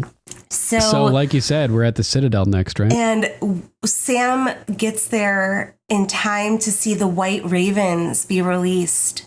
Oh, snap. That's what that was. Yes, those are all the White Ravens going out to all the houses, because we get one up at Winterfell, that a White Raven arrived from the Citadel, that winter is here. Winter is here, motherfuckers. So Sam obviously knows what this means. It's winter's here. And I think he has this look of, astonishment on his face, because he's looking at the Citadel for the first time, but he sees the White Ravens and breathes in oh my God, they're White Ravens. I was wondering what was going on up there. All right. Thanks for explaining that to me. I never knew that. Yeah, it took me a while to make that connection, to be honest. It wasn't until much later in my watches that I remembered the scene with Sansa telling Jon that they received a White Raven from and she made it a point to say from the Citadel. Yep. That's how. Yeah. Mm-hmm. They send out White Ravens to notify the houses when winter's there. And man, what a beautiful looking city too, right? And I love that big fire at the top of the Citadel. It's like a big lighthouse. I looked it up. It's High Tower. Oh. There's a big flame at the top of it and stuff. The High Tower of Old Town. It's the seat of House Hightower. That's their crib, basically. Yes. That's why I didn't think it was I didn't pick up that it was the Ravens. You know what I mean? It's super cool with that fire up there. I think the birds were flying past it, not out of it. Oh, all right. I thought they were flying out of it, but maybe they're just flying past it. Or maybe they bring the Ravens up there to let them fly from there because it's so high. Maybe give them like a good advantage to start to start flying. I mean, my guess is that those are the white ravens. Yeah, no, you're right. I'm sure you're right, because they show up this episode. They're from Old Town, from the Citadel. Like those, they're definitely the white ravens. That's a really good catch. So the shot that we get, and Gilly walking with little Sam, he has little bare feet. Yeah. And Gilly's looking quite a lady these days with her dress and her hair. Her hair looks she's very looking lovely. very nice. Mm-hmm. And Sam looks good. He's all groomed and his hair's swooped off to the side. With his giant leather outfit that he's got. That Black Knight's watch gear looks cool. Quilted leather. Yeah, it's cool looking for sure. Yeah. So we get to the front desk of the Citadel and we get the guy with his spectacles. Oh my God. Does that guy not look like an owl? Like the wise old owl or something like. And he looks up and he's like blinking. Oh my God. It's so funny. Sam's like, hello. That delivery of that line is so great. He's so bubbly and like ridiculous. Because he's so awkward. And the maester just kind of keeps reading. And then he kind of like looks up at Sam. Yeah. It's like, what are you doing here? What are you doing? Well, the Lord Commander sent you a letter. Here it is. Yeah. And the guy just like opens his hand, doesn't even like move his arm. What an asshole. I took it as he's like the front desk guy. So he's like low on the totem pole. So he uses his small position to gain advantage over people like Sam to like make himself feel important. Whatever power he has, he's going to like utilize, and it's fucked up. And I wonder if that means anything as it relates to the maesters in general, because there's sort of like an idea that the maesters have this like hoity-toity, like holier than thou attitude of like, we know everything and you guys, like, they look down upon everybody else. And there's rumors that the maesters are like pulling strings behind the scenes, and like, they may have played a role in the deaths of the dinosaurs, of the dragons and stuff like that. Oh wow! Trying to, like, control reality the way they see it and stuff. Yeah, it's pretty interesting. So, well, that adds another layer. Yeah, it's like it could be like a microcosm of like the attitude of the maesters versus the rest of the population as a whole. Like crazy. Yeah, so it's super awkward because Sam has to like bump into the desk because he's so big, like to hand it over. Yeah, there's like 3 different stages of like stretching and then looking like, will you reach me part way? And like, no, he's got to stretch further. Then he's like, please help a little. It's still no. And he's like finally reaching like as far as he can. And he finally like places it in his hand and the guy snatches it away. What a dick. And so he opens the letter and Sam's anxious. He's like, I'm to be the new maester. And he's all kind of like excited, giddy about it. And the maester's like, okay. Starts flipping through a book. Yeah, so we discover that the Citadel has not been made aware that Jeor Mormont is dead and Maester Aemon's dead. Right. Yeah, that's awkward. This is irregular. Well, I suppose life is irregular.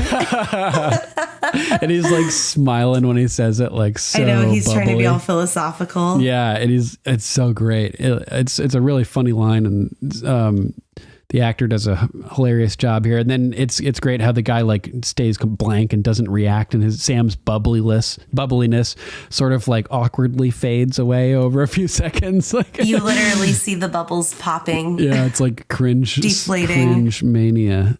It's great. So the awkwardness fades, and the maester says, well, the archmaester needs to discuss these irregularities with you. We basically need to confirm that the story is correct, that Jeor Mormont died and Maester Aemon's passed away. Right. Make sure you're not some poser. Yeah, some creeper like trying to penetrate the Citadel. Yeah.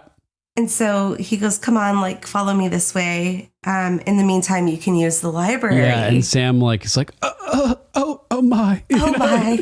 And needs to change his pants before he continues, because this is like Sam's ultimate dream, is like having access to the Citadel library. Yes. Oh my God. It's every reader's dream, I'm sure. Yeah.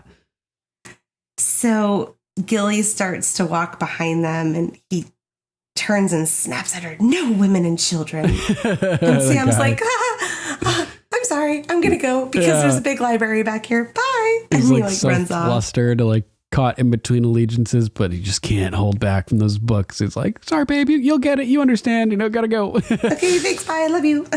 Hilarious. And Gilly gets ditched. And Gilly's like, "What am I gonna do here in this giant hallway? Just sit here forever." Oh my God, it's hilarious.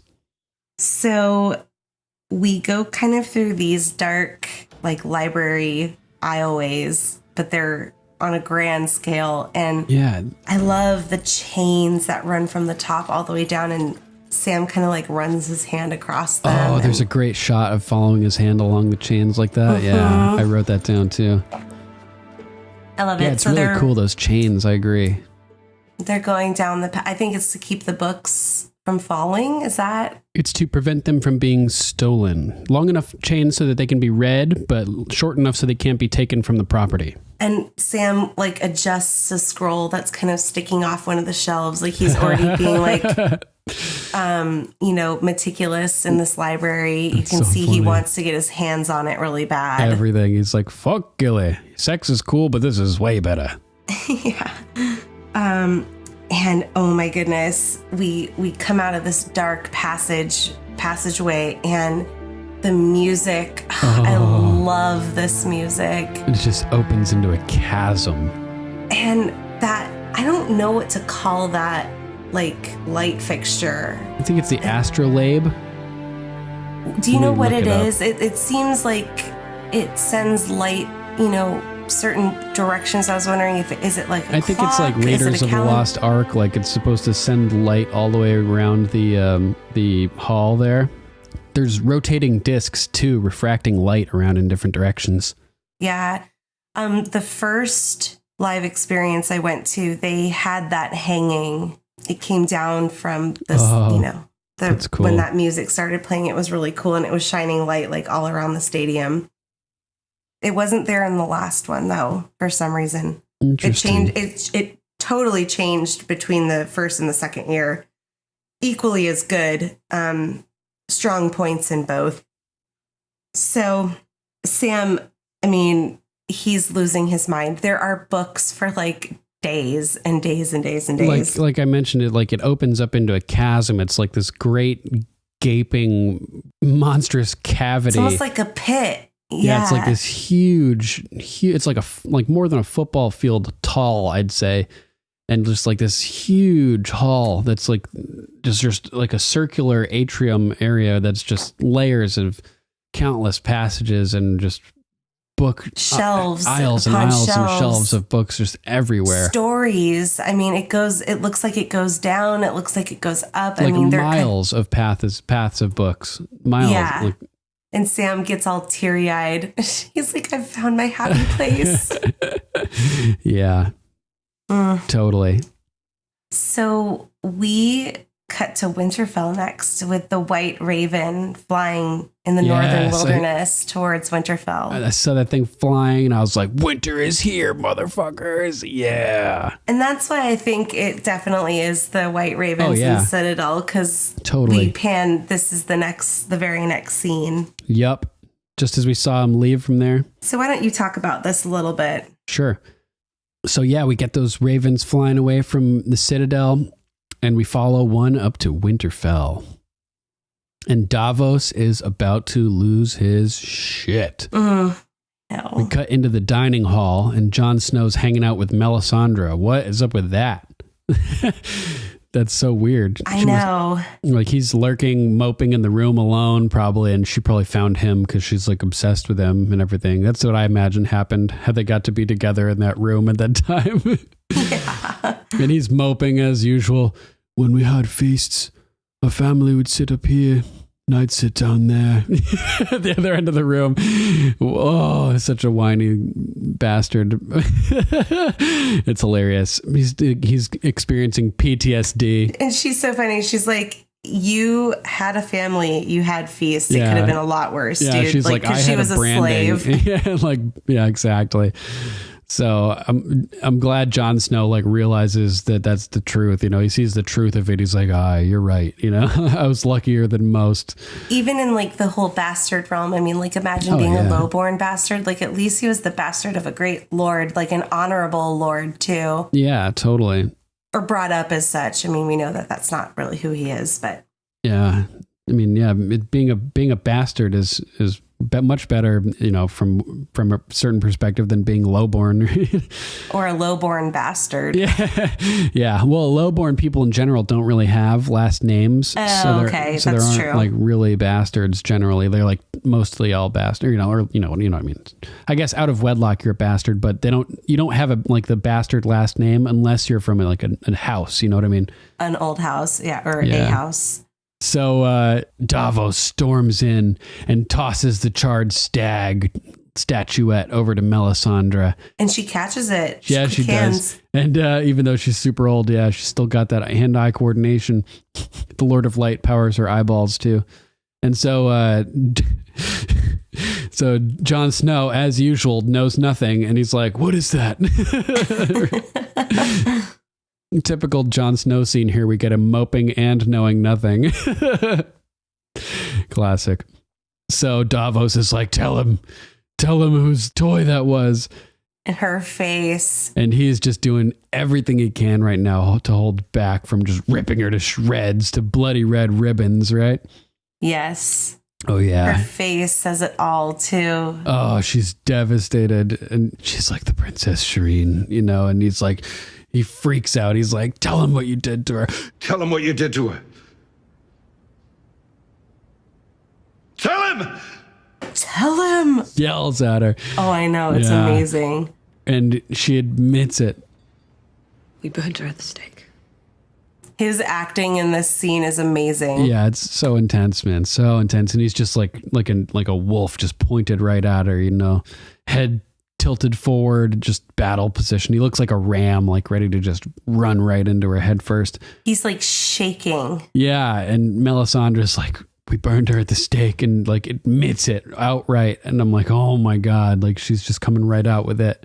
Even through, like, she's been dealing with the shame of this, and it's been affecting her, you know, but she's now she has to admit it. She's admitting it. She's probably feeling some type of catharsis or that coming out in the open, you know, I imagine at least, but it's been torturing her. And now at least she's going to deal with the repercussions of it. She's saying it out loud. It's becoming like real to her, I think. Yeah. And Davos is just like, why? Like, why would you do that? Like, what in the She was a little girl. Yeah. And Melisandre, first she's like, you know, like the conditions were horrible. Winter was killing everybody, the horses, the army. It was the only way to survive, basically. And it's just so sad that she believed that. Like, imagine believing that you needed to sacrifice people to your God for like good fortune like that. It's just like, it's a horrible idea. How sad to be that deluded, and what a bleak existence, right? So Davos is like, what the fuck? And then she pulls the Nuremberg defense, you know, and she's like, I only did what my Lord commands of me. I only do what my Lord commands of me, like the Nazis said. I love his sentiment here. He goes, if he commands you to burn children, your Lord is evil. Right, and evil. And her look on her face at that moment, it's like she sees the truth, but she's also conflicted with other truths, that even though her Lord did such an evil thing, she's seen the good that he does too. Right. But here's the difference though. The Lord actually does seem to have brought back Jon, right? Whereas Melisandre herself burned Shireen. So that was just her interpretation of what her Lord wanted her to do that led her to burn Shireen. It was her faulty interpretation of the Lord of Light's will that led to those burnings. You know what I mean? I like it. And she even said that. She goes, I was wrong. I didn't lie, you know, or what did she say? Yeah, I didn't lie. I was wrong. Yeah, and that's like the important thing too. Like, and it's possible that the Lord of Light doesn't actually have any like horrible intentions or anything like that. It could be just total misinterpretation of what she needed to do. You know what I mean? Like, but she admits it, and she's trying to make amends and to follow the path, like a better path, and serve her lord appropriately. She knows she fucked up. She's like that weight that she felt when she returned back to Castle Black and she took off the necklace and we saw her old and weak and defeated and she just laid down in bed giving up. Like what she did to Shireen broke her as well. And the fact that it was done in vain just made it even worse. And she's struggling with it basically. So Melisandre was conflicted, like I said, as Davos said, your lord is evil, because she brings up like, well, Jon is still like Jon is alive because the Lord of Light willed it. Like, what's up with that? Like, how can we reconcile these differences, right? And Davos continues his rant that he brings up how good and kind Shireen was and how he loved her like she was his own. And it's true. Like they had such a special little relationship. And he's choking up and he has like tears welled in his eyes. It's so amazing. Yeah. The spittle flying out of his mouth. And he's like, you killed her. And Melisandre is like, so did her father and her mother. And she totally lets slip again here. Like the faulty way of thinking. She's like, her blood, even her own blood knew it was the only way. And Davos is like, the only way for they all what? died Like, anyways. They all died. And maybe, they say the Lord works in mysterious ways. Maybe the Lord of Light works in mysterious ways too. Like for all we know, it was the burning of Shireen that allowed Jon's life to be brought back to him. Yeah. Only death can pay for life. Yeah. I mean, who knows? Maybe it was the fact that Melisandre went through with that sacrifice and was feeling the pain and all the grief that she was gifted with the gift by the Lord of Light to do this here as payment for her suffering. I don't know, like who knows, some twisted something or other. But Davos is like, you told everyone Stannis was the one. You had him believing it. Everybody fooled. Like you played us all. You lied. And you ruined everything, basically. And that's when she's like, no, I didn't lie. I was wrong.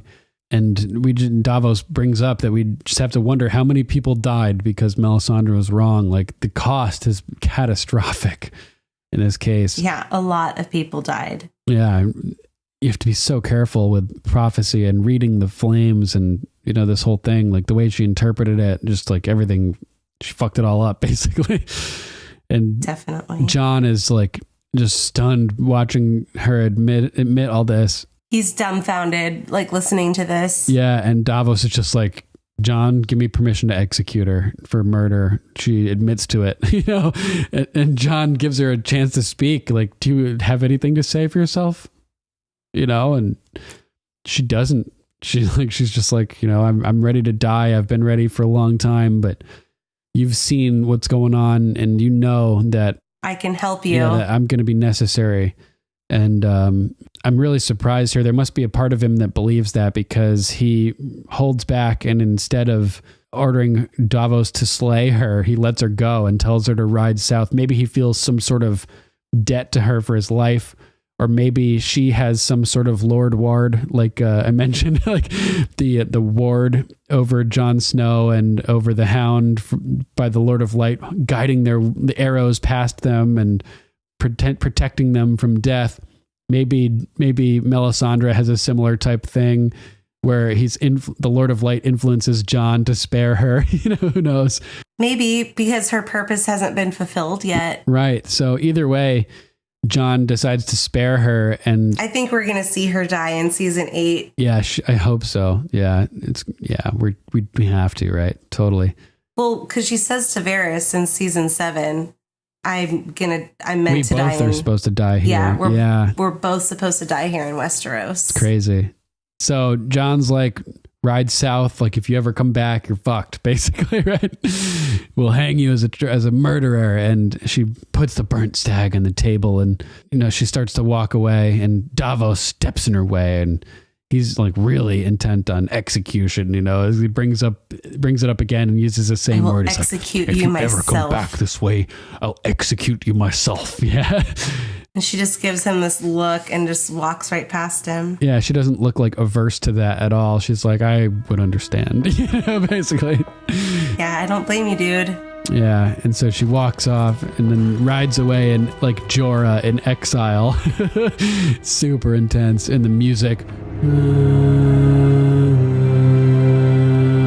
Oh, the red woman. Yeah. And it's just pretty interesting. You know, Jon let her live. Her part is not done in this game yet. So we're going to see what she does coming up next season. It should be interesting. She's definitely going to play a role. Yes. So then we cut to the Winterfell outer wall. Yeah. Jon and Sansa. Jon's watching Melisandre ride south. Yep. And Sansa comes up and oh my God, I love the Stark outfits right now. Yeah, they're so good. Oh, they're so beautiful. Mm-hmm. And Jon, he says to her, I'm having the Lord's chamber prepared for you. And she's Huge like, statement. My mom and dad's room? Yeah. You should take it. And again, he's like, I'm not a Stark. Yeah. And she says, you are to me. But that's like a huge gesture on Jon's part, you know, like you're the lady of the castle, Sansa. You're the lady of Winterfell. Yeah. You're Sansa Stark. Symbolic of the dynamic he's willing to establish in the new House Stark, that she's the leader. Yeah. That he sees that as her rightful place, and he's like taking a secondary role. You know, so it's interesting as he's elected to King in the North, basically operating out of Winterfell. He's like, she's the lady of the castle, but he's the king of the country. You know, like how does that dynamic work? I don't know. I was thinking that too. Like she's awkward. The lady of Winterfell. I mean, I guess they're just kind of doing it together. Sort of, yeah. So, yeah, he tells her, like, you're the lady of Winterfell. You deserve it. We're only here because you brought the Knights of the Vale and they saved us, basically. They came because of you. And they only came here for you. So I'm wondering, like, why isn't Jon mad that she didn't give him the heads up that soldiers were on the way? You know, countless lives could have been saved. I don't know. I have this in my notes, too. I guess maybe he gets where she's coming from. I guess. And I was thinking also, like, if Ramsay, if she had told Jon and they had waited and the Knights of the Vale showed up and they combined their army to ride on Winterfell, if Ramsay had seen the combined forces of, like, the force of their combined host, he may not have followed his original battle plan. He may not have exposed his army in the field and opened himself up to be surrounded by the Knights of the Vale. He may have been more cautious and stayed within the walls, and that could have resulted in a different outcome. Yeah, the need for a siege, and they don't have siege engines or anything ready for or right catapults. Anything like that for siege warfare ready like that. So it probably would have been a big problem. So a lot of people died, but it may have been the only way to crack open Winterfell, sadly. Because Ramsay was so confident that he was going to win. Yeah, I guess. Right, lured him out. Yeah. Interestingly. I like what he says here, though, or she actually says it, because he asks her, you know, do you trust Littlefinger? And she's like, only a fool would trust Littlefinger. Yeah. I'm like, damn straight. That's a little reassuring that she has that opinion of Littlefinger, right?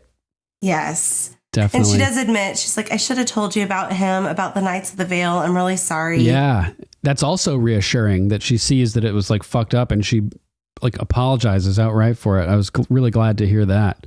And I like what he says here too, though. He goes, we do need to trust each other. We can't fight a war amongst ourselves. Like, if we're going to do this, we have to be a team. We have to trust each other. Right. And this sort of reminded me of Jaime and Cersei vowing to band together after Tywin's death, that they'll have forces coming from all sides trying to take their power and tear them apart, and they need to like work together as a team. And similar type of sentiment here with Jon and Sansa, brother and sister, at least they think, teaming up to work as a house and to as a unit face their enemies together. So interesting little parallel there. As we know, though, they're actually cousins. So it's funny.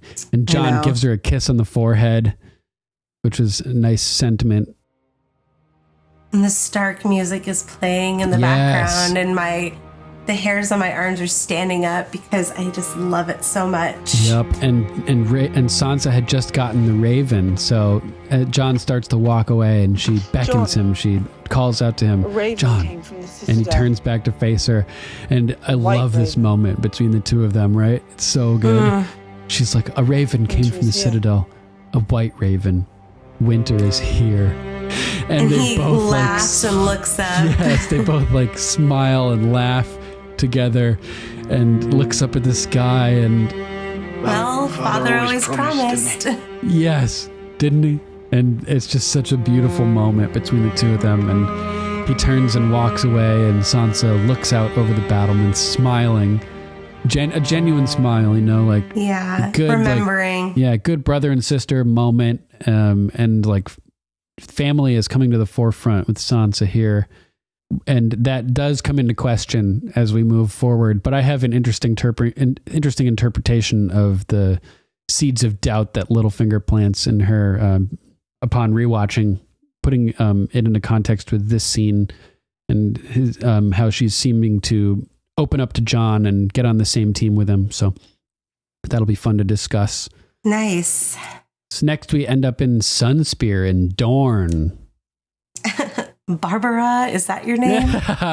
Yeah, Lady Olenna is not putting up with any bullshit. She doesn't want to hear anything from these dumb little Dornish girls. And I thought that was funny too, because so the fans, like a lot of Game of Thrones fans, were disappointed with season 5 with the way that the sand snakes were portrayed. And so I feel like Olenna here, it's a little bit of meta commentary on the part of Olenna's playing the... Shuts them down. Yeah, the fans shut up, sand snakes. Yeah. We're disappointed with you. So that was kind of funny. But before she gets into the insults, her first line here is really interesting. She's talking about, she mentions the last time that a Tyrell came to Dorne, he was assassinated. 100 red scorpions, was it? And she's referring to an interesting story during the time period of Daeron the First. Oh. Yeah, the son of Aegon III, who ended up ruling the Seven Kingdoms after the conclusion of the Dance of Dragons. One of the nicknames for Aegon III was the Dragonbane, because he was king when the last of the dragons died. He actually witnessed his own mother being eaten alive by Sunfire, Rhaenyra Targaryen, at the end of the Dance of Dragons. So his son, Daeron I, the young dragon, or boy king, temporarily conquered Dorne. After spending some time consolidating his rule in Dorne himself, he left Lord Lionel Tyrell in charge of Dorne as he went back to King's Landing. And we learn that he was murdered when he pulled down a sash by his bed to summon his consort, his lady of the evening. And instead of triggering the bell to summon the consort, it pulled down a sash that dropped down 100 red scorpions onto his bed. Oh, damn. Which stung him, the operative of King Daeron I. And this death ignited a revolt that ended up leading to King Daeron's death and the end of the Iron Throne's occupation of Dorne. The first Dornish War, or the conquest of Dorne. Crazy. Yeah, so there's a quote by Prince Oberyn Martell as he's telling somebody of this event. He says, Daeron I succeeded at great cost and reigned in Dorne for a few glorious months. One night, his steward pulled down a sash by his bed to summon his consorts. Instead, the canopy split open and 100 red scorpions fell on him. He was a Tyrell. You would think he was used to getting stung. Damn, that's intense. So I thought that was a great little book reference there. 100 red scorpions, quite the story. So Ilaria is trying to comfort Olenna, telling her like, hey, we're cool. You don't have to worry about us. And Olenna's like, you guys murdered your own prince. Both princes, and his son. And solid logic, Olenna. These bitches are cray, basically. Cray. So this is when Olenna smacks down these hoes verbally, each one of them. She's like, just let the grown women speak, right? I know. Olenna is amazeballs. She's so funny. I love her. Yeah, and Ilaria is basically talking about how they need to be allies, and Olenna goes through a monologue about how Cersei stole the future from her, which is just a heartbreaking concept. She killed her son and her grandson and her granddaughter, and Olenna is like, what she wants now is revenge, right? Because Ilaria had mentioned survival, and Ilaria is like, you know what? You're right. I was wrong. Survival isn't what I offer. I offer your heart's desire. And much like Tyrell steward ringing, pulling the sash to ring a bell to summon the consort. She rings a bell. Also like Tyrion a few episodes ago when he rings the bell to bring the whores in, right? And cue Varys. Yes. And this is so good. Olenna's like, she's like, and what is my heart's desire? And this moment is so epic. Ilaria is like, vengeance, justice. And we see Varys' silhouette walking down the hallway. And Olenna turns to face this figure who walks out into the outdoor area here. And it's the spider in the garden. Spider in the garden. And I'm like, yes. And he goes, fire and blood. Answering what also is Olenna's heart's desire.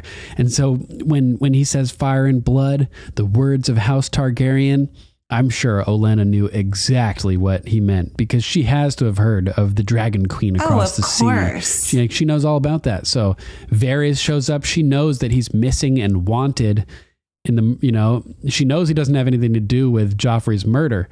But she knows that he probably participated in setting the imp free. So when she sees him, hears fire and blood, she knows exactly what's on the table here. Daenerys Targaryen is heading west. We're going to back Dany. Yes. Yep. So it's really cool. Another alliance with a Westerosi house, like you were mentioning last week. We had Dany's first alliance with House Greyjoy. And now we have two. We have Dorne and the Tyrells. Yep. And now we have Greyjoy, Tyrell. I guess it wouldn't technically be Martell because the male Martells are dead, right? It's the Sands. So yeah, it's Dorne with the sand snakes and Ilaria Sand at the head of them. So that's interesting. So yeah, love it. Another good transition. Speaking of fire and blood, we head over to Marine, and Dario is about to get the boot. And it's not you, it's me, Dario. Yeah. I thought this was interesting because remember when he was watching Dany emerge from the flames at the Dosh Khaleen in her second miracle? I was looking at his facial expression, and I remember saying that I felt like it was he was having a realization in that moment, seeing her magnificent, awe-inspiring power and capabilities. He was having sort of a realization that he himself is insignificant compared to Dany. And I felt that realization was apparent at later moments when he was with Jorah and Dany, that he understood Jorah's feeling that he would never be like truly, like he could never be with Dany, like Jorah, he wants to be with Dany, but he never will be. And I felt like Dario was sort of feeling this himself, like he's realizing that he's so much less than her, and that in time she's probably going to move on, and on to find someone more. And I think that moment where he was looking at her coming out of the fire foreshadowed this moment of his being discarded by her as she moves on and forward. I can see that for sure. Yeah, it's pretty interesting. So I felt like, I just really felt like in that moment when he saw her coming out of the fire, like he knew that he could never really have her, that she was a greater power than him, So I love Dany's outfit here. She's okay. I've talked about her braids before. She's added more braids to her hair. Nice. And it's right after her victory over the Masters. So she's considering that a victory, and she's added more braids. Kick ass. Fuck yeah. It's not as tight as season 7. It's still a little bit loose. Like she still has more hair down, but it's like she has the 4 braids, but now it's like wrapped in this bun type thing. It's just getting more and more kind of extravagant and tight intricate to her head. Love it. And she's wearing this exceptional navy blue dress. Ooh. Emilia Clarke, I know you love her, but she's exquisite. And this color on her with that silver wig, she looks unbelievable. Yeah. I just love it. I love that color on her, and it's so striking. One side, she has kind of like this cape, and on the other side, her arm is bare. It's a really crazy cool dress. I love it so much. Totally. And it's almost like a pantsuit because when we see her with Tyrion, there's a big like slit up the front and she's wearing like boots with it. So it's like really strong looking. It's not very flowy. Nice. I love her outfits. They're Definitely. amazing. Oh, yeah, her wardrobe is amazing on this show. It's beautiful. So Dario he starts off very happy here. He's sipping his glass of wine. He's like, I saw them painting the sails of your ships. They're almost ready. Yeah, like, yeah. We're gonna go. We're on the way. Woo, woo. Yeah. And so he's like, I'm curious to see how the Dothraki do on the water. Interesting question. Yeah. Over the poison water. How are they going to do? Traveling over there. So she drops the bomb. Well, you're not coming with us. You're not going to see it. Ooh. He's like, oh, a new strategy? Tell me more. Where are the second sons going? Yeah, we're going to attack from the west. Casterly Rock. Good idea, you know? Yeah, the Lannisters won't have anywhere to go. Yeah. And she's like, you're not going to Westeros, dude. You're staying here with the second sons. And now it's his turn to look dumbfounded. Yeah, I love this though, because she's like, there's finally peace in Marine, and we need you to stay back to make sure that stays. And he's like, no. No, like you could leave some Unsullied behind, perhaps. Yeah, it's like, fuck Marine, fuck the people. I don't care about them. I care about you. Do you think we're going to see the second sons in season 8? I don't know. I want to see Dario again, but I feel like this may be the last we ever see of Dario. I feel that way too, because I feel like it would muddy her story and there's not that much time left to clean it up. Right. Things are getting streamlined. Yeah. So as much as I would love to see that reunion, especially with Jon in the picture now, I don't think we're going to get it. Yeah, I would tend to agree. There's too many things to tie up and we only have, 6 episodes? Yeah. So, man. So I think this is truly farewell to Dario, and I think the writers chose that word meticulously. Yeah, I agree. So Dany's like, listen, you promised me your sword is mine, your life is mine. This is my command. You're staying here. And she drops even the bigger bomb that she plans to make alliances, and the best way to do that is with marriage. And Dario is like, who will we be marrying this time? Well, before that, like he reflexively like sits down, and I'm like, yeah, that's right. You probably want to sit down for this one, buddy. You know, like brutal. Yeah, and he's like, who are you going to marry this time? She's like, I don't know. Maybe no one. And Jock and Hagar is like, oh, me? Me? Maybe Arya. She's going to marry Arya. Ooh. Yeah. Never know. Foreshadowed by the Yara hit on? Maybe. Oh my God. And Yara has all the same letters. This has got a wrench thrown into it if that happens. And oh man, it's so funny. Dario's response. He's like, you're going to lure all the noble houses to the table. What are you? Are you a queen or are you fish bait? And that was like, a pretty funny line. God. Tell it how it is, Dario. Yeah, he's getting a little pissed, right? And Dany's like, listen, I just can't do it. Like, I can't bring a lover. I like what Dario says here, though. He goes, a king wouldn't even bat an eye at this. Right, and it's true. So she's like, so you want to be my mistress? Ouch. Yeah. He goes, I'm not proud. I seriously don't care who sits next to you in the throne room. I just want to be in your bed. Right, and you got to give him credit for, like, being willing to take that, you know? Yeah, for sure. That's so funny, man. I got a healthy respect for Dario. Me too. I will say. He goes, I love you and I make you happy. He goes over to and kneels in front of her. Yeah. And I make you happy. You know I do. I love how he makes her kind of admit that to herself. Yeah, definitely. Bring me with you. Let me fight for you. Oh, and it's a good point because he's such a great fighter. He'd be such an asset. I know. He could be like her Kingsguard. Her dirty Kingsguard. Dirty Kingsguard. Her dirty secret. It's hilarious. Not so secret. Sort of paralleling Queen Cersei with her dirty Kingsguard, Jaime. Although he's not a Kingsguard anymore. So yeah. She was queen. And I love the way she goes to touch his face because she does care for him. Yeah, you know? She does. It's sad. She goes, I just can't. Yeah, I can't. And it reminded me of Tyrion had said this about Jorah. He said, when you go west to take Westeros, he can't be your side when you do it. Remember talking about Jorah? So interestingly here, the tide has turned and now it's Dario that she says can't be at her side when she does it. She needs to be unburdened of like basically bachelor men. Yeah. And Dario gets up and he's like, the dwarf told you to do this. And he did, as we find out, which is funny. And Dany's like, no one tells me to do anything. He's figured it out. He's like, clever fellow. Can't argue with his logic, I know. And it's interesting because Tyrion has convinced her that she needed to set Dario aside so that she could go to Westeros and form alliances with marriage, right? So what I'm thinking is Tyrion wants to marry her. Yeah, he's House Lannister. That's a big alliance to have right there. Well, I get this. There's some stuff when we get to him being named Hand of the King. Yeah, we'll talk more about it. Hand of the Queen that I picked up on.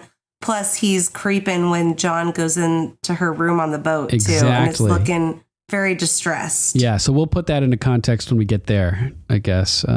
That's fine. So yeah, it's pretty crazy, right? Like, it's pretty good move. Tyrion's making a smooth move here, and and Dany's like, "Don't get angry." I'm not angry. I'm full of self-pity. Yeah. Who comes after the Dragon Queen? Yeah, that's like, who follows Jimi Hendrix? Nobody wants to get on stage after Jimi Hendrix. Like, fuck. She's like a great number of women, I imagine.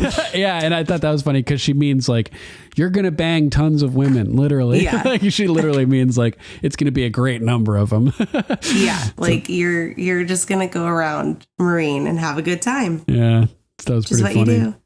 And then she goes, someone has to guard the Bay of Dragons. Yes, the Bay of Dragons. Yes, the Bay of Dragons. Yes, we can't call it Slaver's Bay anymore, can we? Good call. Epic. No nuts. When Dany arrived, it was Slaver's Bay. When she left, it was the Bay of Dragons. Love it. And Dario's like, you're gonna get that throne. I'm sure of it. I pity the lords of Westeros. Yeah. And he's like, I hope the throne brings you happiness. Like, I hope all this, you want this thing so bad. I hope that it actually works for you and that it gives you the happiness you want, because you were happy with me here and I gave it to you. So it's a gamble. Hopefully it pays off. So you're giving up on it here. Farewell, Daario Naharis. Yeah, and when he said, I pity the lords of Westeros, they have no idea what's coming for them, I thought that was funny because he like, even her allies like Daario, she's leaving him heartbroken and destroyed, So yeah, it's like her enemies. Oh my God! Like, wow, she'll really destroy them. I'm like, agreed. They have no idea what's coming for them. And she says, farewell, Daario Naharis. Farewell. And he cordially nods and proceeds to leave. Peace out. Yeah, and that may be the last we ever see of Daario. Yeah, I think so. Yeah, and then on to another amazing scene. Yes, Tyrion, he's sitting off to the side with his flagon of wine. How did he take it? No tears. So it sounds like it was Tyrion's idea, huh? Yeah. I think he may be lining himself up for a marriage with Dany. I do too, totally. Yeah. Jorah's out of the way, Dario's out of the way. Yep, Lannister is a powerful house for Dany to ally with. I totally just realized that this would parallel the relationship between Tywin, who is the hand of the Mad King as well. Tywin wanted to marry his daughter, Cersei, to Rhaegar, the son of the Mad King. And she was spurned when Rhaegar married Elia. And this whole situation drove a wedge between the long-term friends, Aerys Targaryen and Tywin Lannister. And like you mentioned recently, Rachel, when push came to shove and the Red Keep was being sacked during Robert's Rebellion, Tywin's army was right outside the door, ready to kill Aerys. So hopefully that whole thing doesn't foreshadow any deterioration of the relationship between Dany and Tyrion. Let's say Dany marries Jon or something and sort of spurns Tyrion. He could have a falling out with her and betray her somehow to his family, the rest of his family, to Cersei and Jaime. Obviously, I hope that doesn't happen. That would suck. But, parallels, foreshadowing, all this stuff. So, pretty interesting. Back to what we were saying. Tyrion is talking with Dany about giving Daario the boot. And he's like, I know it was hard for you. But that's this kind of self-sacrifices that makes for a good ruler. If it's any consolation. And it's not. I suppose not. I'm terrible at consoling. But it's true. Like putting your own needs secondarily to your people's needs that is a good trait of a ruler. You got to take care of your people, you know? Yeah. And Dany comes and sits down next to him, and Tyrion's trying to get her a little excited. He's like, well, this is, and it's more meta commentary. You know, he's like, how about the fact that this is actually happening, that we're getting out of Meereen. We're doing it. We're right? getting out of Meereen after 100 seasons. And that's for everybody. Yeah. Like you, like the Meereenese knot is finally untied. We're getting back to Westeros. Pod figured out the riddle. Yes. The gate is open. The gate is open. So yeah, that's pretty exciting. Heading back to Westeros. Damn. Yes. He's like, you got your armies. You're in the great game now. Yes, the great game. And the great game is terrifying. Yes. And the only people who aren't afraid of it are madmen like your father. She says, you know what frightens me? And this is kind of unnerving. She says she bid farewell to a man who loves her, a man that she thought she really cared for herself, and she felt nothing, just impatient to get on with the thing, you know. And horrible, really unnerving. It was like sociopath, but we know she's not a sociopath because she feels deep empathy. She has a heart for sure. It's just a moment of. Yeah, it's just crazy, an intense moment for sure. And this is the line. This is it. He wasn't the first to love you, and he won't be the last. And that the way he looks at her, yeah, I was like, oh damn. And as Dany gets up and walks away, his gaze lingers to where she was, and he slightly winces, and we realize he's fallen in love with her, and he's worried that he'll be the next Dario, you know. Oh my God. But you know, I mean, we know she's kind of fallen in love with Jon, but I feel like Tyrion would have had a shot otherwise, you know? Yeah, maybe. And she's like, well, you have completely failed to console me. I love their relationship. It's so funny, man. Yeah, she definitely trusts him. And he's like, well, for what it's worth, I've been a cynic for as long as I can remember. Everyone's always asking me to believe in things. Family, gods, kings, myself. It was often tempting until I saw where belief got people. Right. Tyrion he's a total skeptic. He's a reader. He's not religious. He doesn't believe in prophecies or fictions or the gods or anything like that. He's a man of science and reason. And so, yeah, this is pretty big moment for him to admit this, right? I liked what he says next too. He's like, I believe in you. It's embarrassing, really. Yeah, totally. I don't actually own a sword though, so I can't really swear it to you. Yeah. And thankfully for him, Dany tells him it's just his counsel that she needs, you know?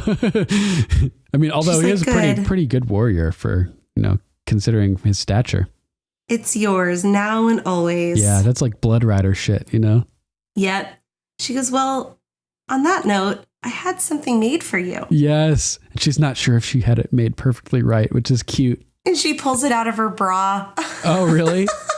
Well, she pulls it out of like the top of her dress. That's so funny. I didn't notice that. It's the best place to carry shit. Close to your heart, yeah. I'm like, oh my God, this moment is so good. I know, I get like goosebumps. Yeah. He sees it and gets all choked up.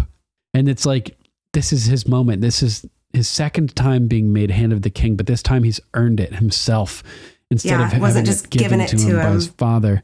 And I mean, he was given to him and he did a great job with a terrible king.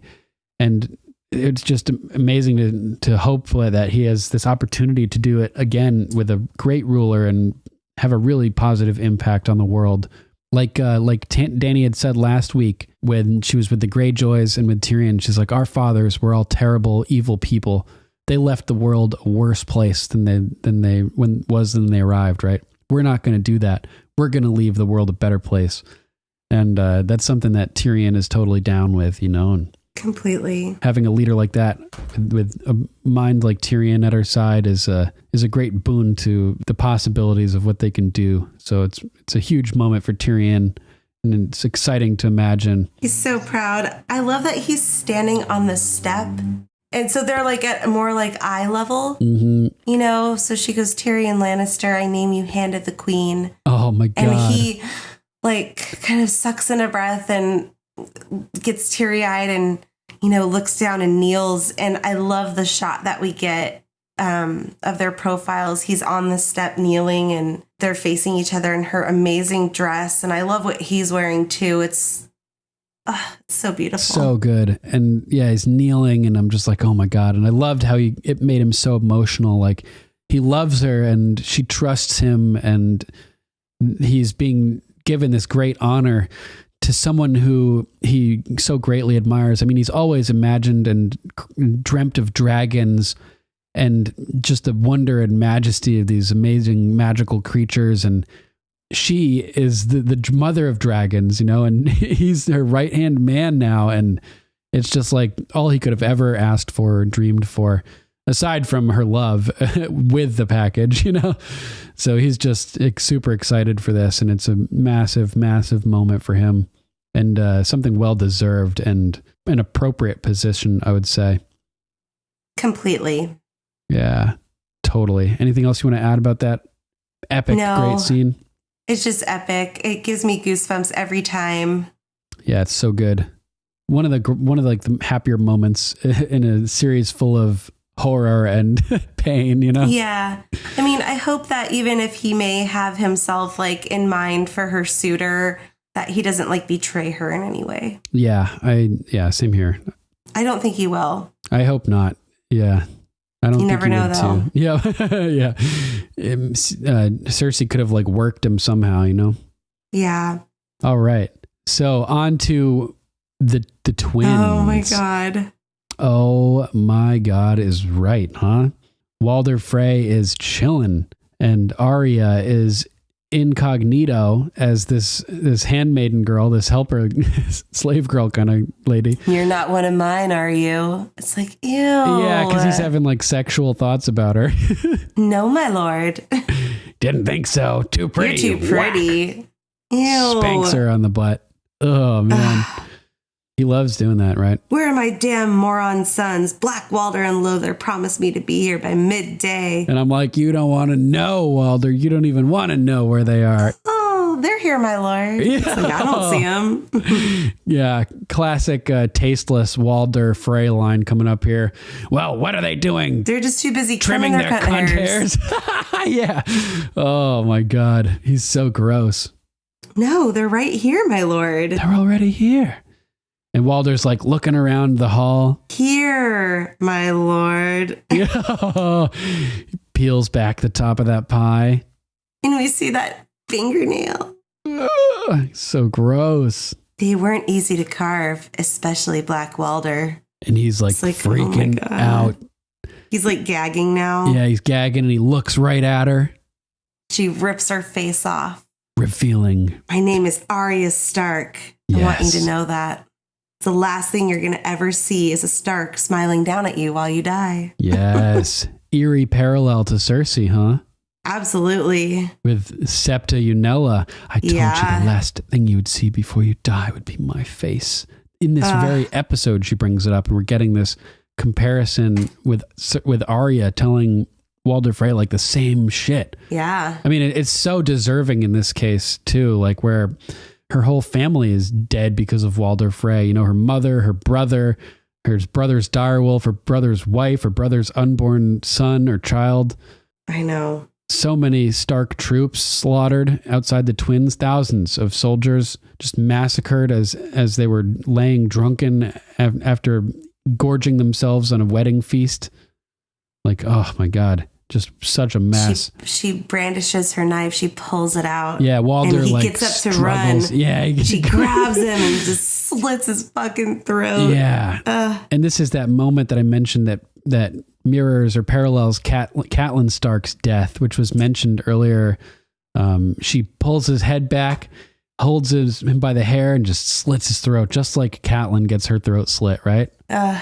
And the way it opens and closes while he's gasping for air is so gross. Oh my God. Epic. It gives me the heebie-jeebies. So good. Yeah. The special effects in this show are amazing. Yeah, it's so realistic looking. Oh, and sadly, this is the second to last we see of Walder Frey. Just one more time. That's what we see at the start of season 7. I forgot. It's Arya posing as Walder Frey. Yes, I think that's what throws you off, is because I always feel like he dies in season 7. Yeah, me too. It's just Arya posing as him, and it's not really him. That's amazing. Well, it is him, but it's not really him. Yeah, that's amazing. Yeah, this is so good. This is such like a fan favorite moment, and it's great. Yeah. And you know what's, it is disconcerting though, because we have Arya who has had a very dark story arc. Yeah. And it's kind of disturbing to see what we had, this like young, sweet girl with a fiery personality nonetheless, right. But she's turned into this cold-blooded killer. Yeah, cold-blooded killer. Totally. Yeah, it's really disturbing, like you said. I mean, she's like smiling about it. Yeah. And of course, no one's going to like cry about losing like Walder Frey, but you have to be a little bit concerned. Mm-hmm. Like Arya's, like her path.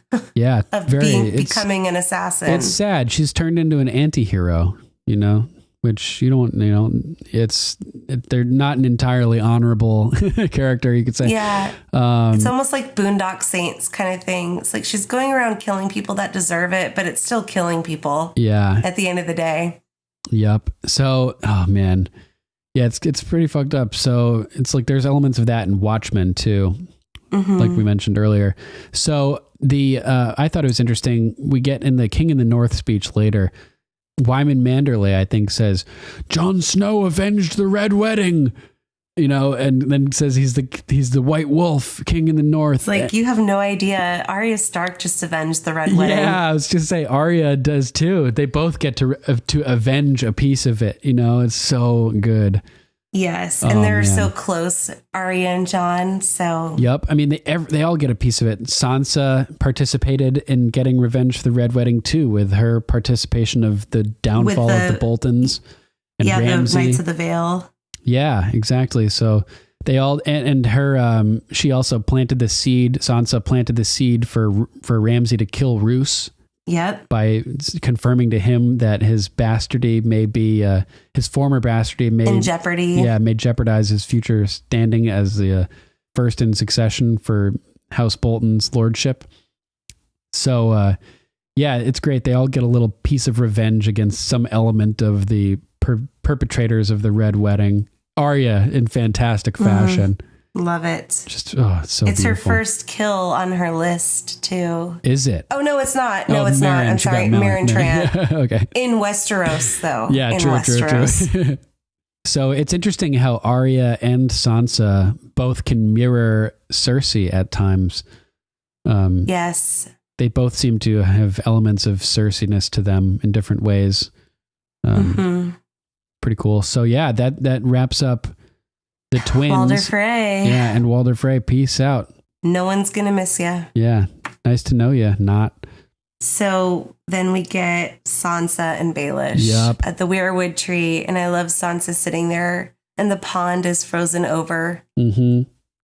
And this is where she got married too. So she's got some, it must be a difficult place for her to be, but it must feel much better being able to be there in peace without the Boltons being there, Yeah. Home is home again. Because she used to find a lot of solace in the God's woods wherever she was. Yeah. And he even says, he goes, if you're at prayer, and she goes, I'm done with all of that. Yeah, very interesting, right? Yeah, she's reminiscing or she's thinking. She's like, the gods are bullshit. She's like, I was such a stupid girl. I was basically, anytime I sat here, I always thought about what I wanted, not about what I had. And I love that sentiment. Yeah. I think we're all guilty of that sometimes. Yeah, taking what we have for granted. And it's important as she vocalizes how she's realized everything that she's lost. And she recognizes now only in hindsight how fortunate she had been. It's really sad, but at least she has positive memories. Yeah, and she's like, Peter's trying to console her, and she was like, well, you were just a child. And that's a true statement. And yeah. But she's like, what do you want? You know what I want. Well, I thought I knew, but I was wrong. And he puts it all on the line here, man. Another full admission. God. Cersei has a big confession this episode where she lays out a whole bunch of things she confesses to, and this is Baelish's equivalent moment here with Sansa, wouldn't you say? Oh, complete. I mean, yes, this is as close to a proposal as you can get without it being a marriage proposal. Yeah. You know what I mean? It's like, I have this vision of us, and I close my eyes, and every time I consider what action will get me one step further, basically to being with you and sitting on the Iron Throne. I only take actions if they will move me towards this picture in my mind, towards making this picture a reality. If this action I'm considering won't help, I don't do it. He goes, pull it out of my mind and into the world. I loved that. Yeah, that's a really cool concept. You know, and I only act if the answer is yes. A picture of me on the Iron Throne and you by my side. Yeah. Oh my God. And he goes to kiss her and she stops him. Oh, rejected. It's a pretty picture. She's playing him. She's teasing him. It's a pretty picture. Yep. But I'm not interested. Yeah. She's getting him wrapped around her finger a little bit. Like Cersei said, you know, woman's most powerful weapon is between her legs, right? She's learning how to use it, I guess, a little bit. Yeah, a little bit. And he tells her, I've declared for House Stark for all to hear. And Sansa basically rolls her eyes. She's like, dude, you've declared for so many other houses, Lord Baelish, but it's never stopped you from serving yourself. And that's what it really comes down to with him, right? It's all about himself. Yeah. No matter what, it's all about, number one, about Littlefinger, scheming little bastard. And then this is where he tries to put some more doubt into Sansa's head about Jon. Before that, though, he says, my love. He calls her my love. Yes. Like so very crazy. Forward with her suddenly. She rejected him and he's getting desperate now, calling her my love and like, you know, heaping it on essentially. Thought that was pretty funny, right? Isn't that nuts? It's totally nuts. Yeah. He's like, you, my love, are the future of House Stark. Who should the North rally behind? A true-born daughter of Ned and Catelyn Stark, born here at Winterfell, or a motherless bastard born in the South? And it's right as Sansa's walking away, right? And she does not look happy about this. And as first-time viewers, we may think that, oh, it's Littlefinger planting another seed of doubt in her mind. And she's pondering on this question, upset that a motherless bastard may supersede her as the power of the North, right? Yeah. But now, upon my rewatch, after her connecting with Jon and admitting to him that she should have told him about the troops, and with their talk of trusting each other and their bonding moment about winter coming. Saying to him directly, like, I consider you a Stark. Yes, like, yes. We're equals here. Right. Now when I see her look of displeasure at this moment, I don't think she's worried about Jon overtaking her for power. I think that she doesn't like the way that Littlefinger is talking about Jon. I agree. I think that's what this look is all about. But he's trying to plant a seed of doubt, and it's not working. And as viewers, we're not supposed to know how to interpret it at first without later context, right? So it makes us nervous the first time around, like, oh God, is he driving a wedge in between Sansa and Jon? But I think not. I think that she's just angry about. It's helping bond them together more. Yes, and it makes him look like an asshole, and she's recognizing a crushed up asshole, mashed up asshole, totally. So then it cuts up to north of the wall again, and with Benjen and Mira and Bran. Whoop whoop. What? All right. Yeah. So we're up beyond the wall. And Benjen is bidding Bran and Mira a farewell. And we do find that there's magic buried in the ice that keeps him from going. That's why he's not able to go with them. Yeah. Apparently, as long as the wall stands, the dead cannot pass. He cannot pass. Very sad. So Mira's like, where will you go?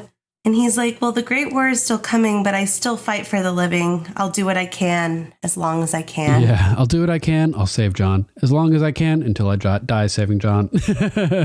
Basically, because there's not enough room on that horse for two. And it seems like he already knows his future too, almost, because he's just like defeated about it. Like, I'll do what I can as long as I can, you know. And we hear, and Bran, he's like, thank you, Uncle Benjen. Yeah. I wish you you both good fortune. And I wanted him to say, in the wars to come. I know, right? And then he rides away. Poor Benjen. I know. He looks pretty rough, too. Yeah. He did get a chance to save 2 of the Stark boys, though. Yes, that's his purpose. Like, without Benjen there, 2 of the Starks might be goners without him, so... All of the boys, all of the men would have been gone. Yeah. Wow. Yeah. So, man, he really did end up serving an important function. He saves his house. Yeah, totally. Opposite of Cersei. Yeah. And so they're at the weirwood tree. I think it's the same weirwood tree that Jon took his the oath at? Yeah. Oh, wow.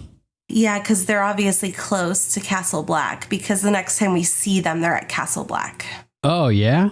Yeah, Mira walks up and Dolorous Eds runs out and greets them. Nice. Oh, man, I can't wait. I'm pretty sure that's next episode, the season premiere of season 7. Yeah, it's got to be. I bet you're right. That's the weirwood tree. So they're close. Yeah, they're within a couple miles. Yeah. Yeah, you're right. Because Benjen wouldn't drop him off very far from the wall either. Like, we know that this weirwood grove is real close to Castle Black. And he can't get much closer. So this is the last weirwood tree for miles. I think the next one is Winterfell. So he's backtracking a little bit. He's heading backwards, making sure that the whites are a little ways off and that Bran and Mira have time to get to the wall. And well, he's dropping him off at the tree too, because I think he knows that Bran needs to connect to the network. Yeah, he's got to do some stuff. He's got to check his downloads. He's got to download all the data. Yeah, totally. He's got to sync. Yeah. Nice. Mira's like, are you sure you're ready for this, Bran? As he reaches out to touch the tree. I have to be. I'm the 3-eyed raven. Yeah. Oh, man. Oh, and so he goes into his worrying state, and we're back at the Tower of Joy. Oh, my God. Damn, the Tower of Joy. And so we cut right back where Ned is like running up the stairs, and he turns around and looks exactly like he did when Bran yelled father, but Bran doesn't yell father this time. Right. It's interesting. So it's like a little funky little time loop. I think he still heard him that time. Yeah. It's like you can visit the memory repeatedly, but you only like see yourself there that at your current viewing, but apparently he like connected with the memory that one time that he was there, and it altered the time at that moment or something. Yeah, I agree. And so we get young Ned running up the stairs. I love young Ned. Me too. He's great. He's so good. I hope we get to see more of him this season. His facial expressions. So he sees his sister. Oh, so brutal. Laying in the bed, and the sheets are just soaked with blood. Oh my God. She calls out to him, Ned. Oh, Lyanna. Ned, is that really you? You're not a dream. Oh, he takes her hand. hand. I'm right here, and his like furrowed brow, and it's the actor's like facial features that make his expression so emotive. Yes, it makes me like teary-eyed every time. Yeah.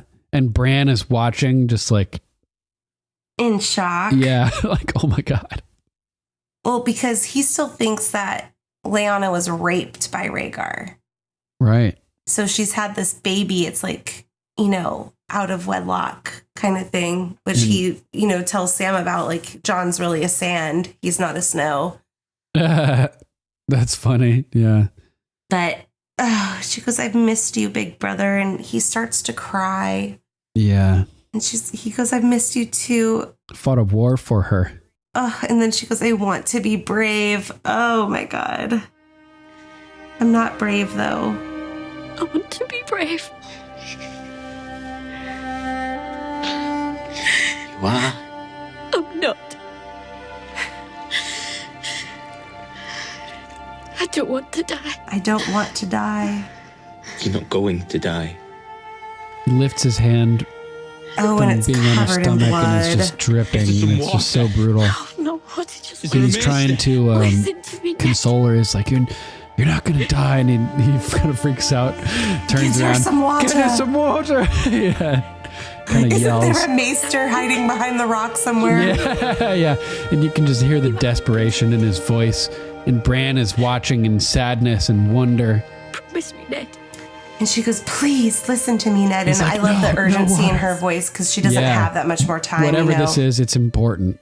So did you read her lips? I did, and you can totally read it. You can totally read it. She says his name is Aegon, and it cuts out, like the audio cuts out right after his name is. Yeah, but you see Aegon Targaryen.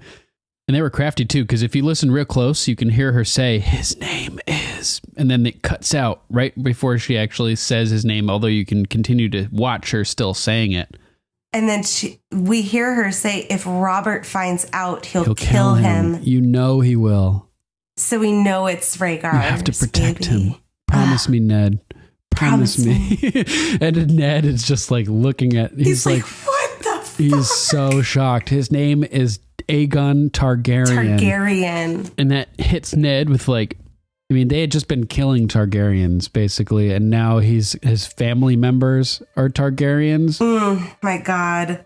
The look of shock and disbelief on that actor's face is so tangible and realistic. Right. And like, what is he going to do? Like, she's like, promise me, protect him. It's like, how is he going to hide this from Robert? Like she says, he'll kill him. Yeah. And from his family, I mean, he has to come up with a plan quick because they hand him the baby and he stares down at him and oh my God, that baby looks so much like Kit Harington. I know, it's ridiculous. It's crazy. I don't know if they did any type of like rendering to make them look more similar, but my goodness. I know, it's pretty ridiculous, right? And we get the Stark music with the higher pitched strings. They're like an octave higher. Yeah, the high voicings. My goodness. Yeah, it's amazing. I love it. And it just like you just see the baby and then it turns into that amazing picture of Jon Snow. Oh my God. So crazy. Oh my God. I love that scar on his face from the eagle. Yep. And I'm just like, Jon, oh my God, the baby is Jon. The king in the north. His mom is Lyanna Stark. Like, oh my God. What the fuck? His dad is Rhaegar Targaryen. Yeah, well, yeah. I mean, we don't know that for sure yet, and we don't know his last name yet at this point of the series, but we know that his mom is Lyanna for sure. And R + L = J is basically confirmed. Oh man. Do you know what I mean? And oh my God, the speculation leading up to this moment, like you could, like they say, you could cut the tension with a knife. Like you could cut the speculation with a knife, like I seriously had tears in my eyes. Yeah. This is the central mystery of A Song of Ice and Fire, is like everything is revolving around Lyanna and Jon. And, the reveal is just like, I'm sure that book readers all over the planet were just like beside themselves. Don't cry, Rachel. Be brave. Don't cry. Don't cry. I'm like, fuck, there's tears like streaming out of my eyes like uncontrollably. Right. That's me always basically in this show. For sure. This is one of those moments for me. Oh man, yeah, the Tower of Joy and like just the gravity of the situation. This whole ending of this particular episode, The King in the North. Right. Before we talk about that for 1 second, I just want to talk a second more about Ned and the Jon revelation and like just the gravity of the situation that Ned knows he's been thrust into at this point. And it's just crazy. Like he knows the difficulty of the situation that he faces, and you can see just like the weight on his face with the truth that he's just been told. Oh, completely. Just pressing down so hard on him. Man. It's just so intense. Oh man. And yeah, that's funny that Bran tells Sam that Jon would be a sand because he missed what Lyanna said. He didn't catch his name. It takes a rewatch basically for Bran. He's got to return to the memory. And finally he picks up the name. His name is Aegon Targaryen. Even Bran has to do rewatches to figure out this story. Yeah, even Bran needs rewatches to fully pick up on all the plot lines and everything. That's great. Yeah. Beautiful. Yeah, so then we have this is, like we said, this is the central mystery of the whole story. Everything revolves around Jon being the rightful king, and growing up a bastard and learning the plights of the people from like a lower perspective, and I don't know, earning power for himself, and then learning that he has the blood right as well. Like what a legendary story, you know? Completely. It's so amazing. And then we have the scene where he's elevated to a king on his own merits right after this, just like Tyrion is elevated to hand off his own merits. The first time it was given to him by his dad. Now he's earned it. It's funny. It's like Jon was born with the blood right, the birthright to the throne. It was given to him, that right. But here he earns the throne for himself, a throne, the King of the North throne. So he and Tyrion are both going from like inheriting important titles to earning them, to getting it themselves in this episode. Yeah. And it totally holds more weight. Totally holds more weight. Yeah. You save it, you buy it yourself, something that you wanted, and then you take care of it. You know, it means something because you earned it. Right. So that's what, same thing with Dany too. Like good leaders, they've learned. Well, she's earned everything that she's received. Right. Like she earned the Unsullied by setting them free. She earned her people by setting them free. Exactly. She gained their respect and built her power base. She's done all of this. Think about where Dany was at the beginning of the series. The sister of the beggar king. She was being sold. Yeah. She was sold to a Dothraki warlord. A warlord, not even like a highborn, you know, like they're known as savages and right. Screamers, sold to the Screamers. It's like, and now she's like gonna fuck shit up in Westeros. Oh yeah.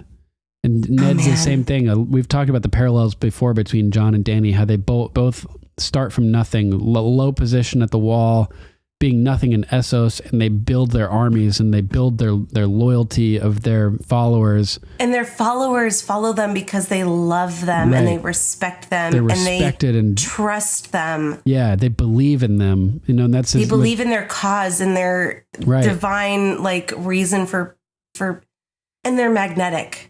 They're charismatic. Yeah, and like Tyrion says in this episode, like, I believe in you. And that's the same thing like Lady Lyanna Mormont says about Jon, basically. She's like, he may not be a Stark in name, but the Stark blood runs through his veins. Like, he is my king, you know? Like, let's talk about this scene. Talk about this. Yeah. Because it's, I mean... Yeah, we get the transition from the baby face to Jon's face, and all of the lords of the North are gathered now that Winterfell has been taken. They've been summoned to the traditional seat of power in the North again. It's so funny if you look at Jon Snow in this image of him like going from the baby to adulthood versus like the very first episode. Kit Harington's growth as far as like looking like such a boy to looking like such a man is extremely stark. Yeah, his physical maturation over the years is pretty, totally. good one. It's a stark contrast, no pun intended. And I love that he's looking more and more like Ned with his hair pulled back. Hair. Oh yeah, love it. A gristled melon. Yes.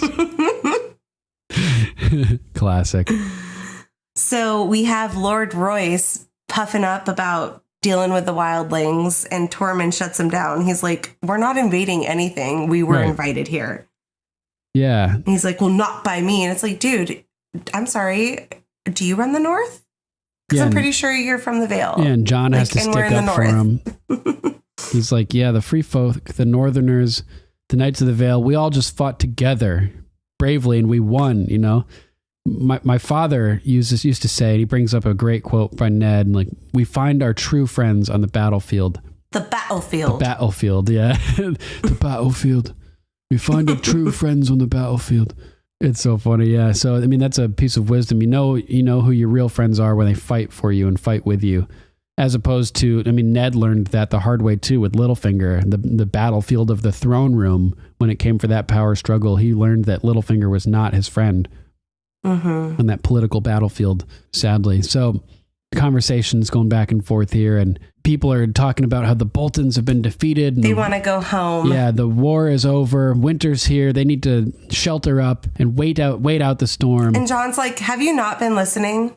The real war hasn't even started. This is just like squabbling. And the true enemy won't wait out the storm, right? This kind of reminded me of Euron, as he was like, he brings the storm. I bring the storm. I am the storm. So we know that when the White Walkers approach, it gets cold, and they like bring the cold, and the white cold, they're so cold you can't even, like, hurts to breathe. Like with Mira, like when she's talking and all of a sudden her breath gets icy. Right. Or when Rast dumps the water out by Ghost and then it freezes. And yeah. So we know like about how it's true. They bring the storms. So I thought that was an interesting line by Jon. It's sort of ominous. People start to murmur about it. Kind of like talk. Rabble. Lyanna, little lady Lyanna Mormont. Yeah, she stands up and everybody sits the fuck down and shuts up. I love her. I love her. Yeah, she's got to scold everybody. I don't know what she's talking about, that she's not a great beauty. She's so pretty. She's such a cute girl. Yeah, she's cute. And she's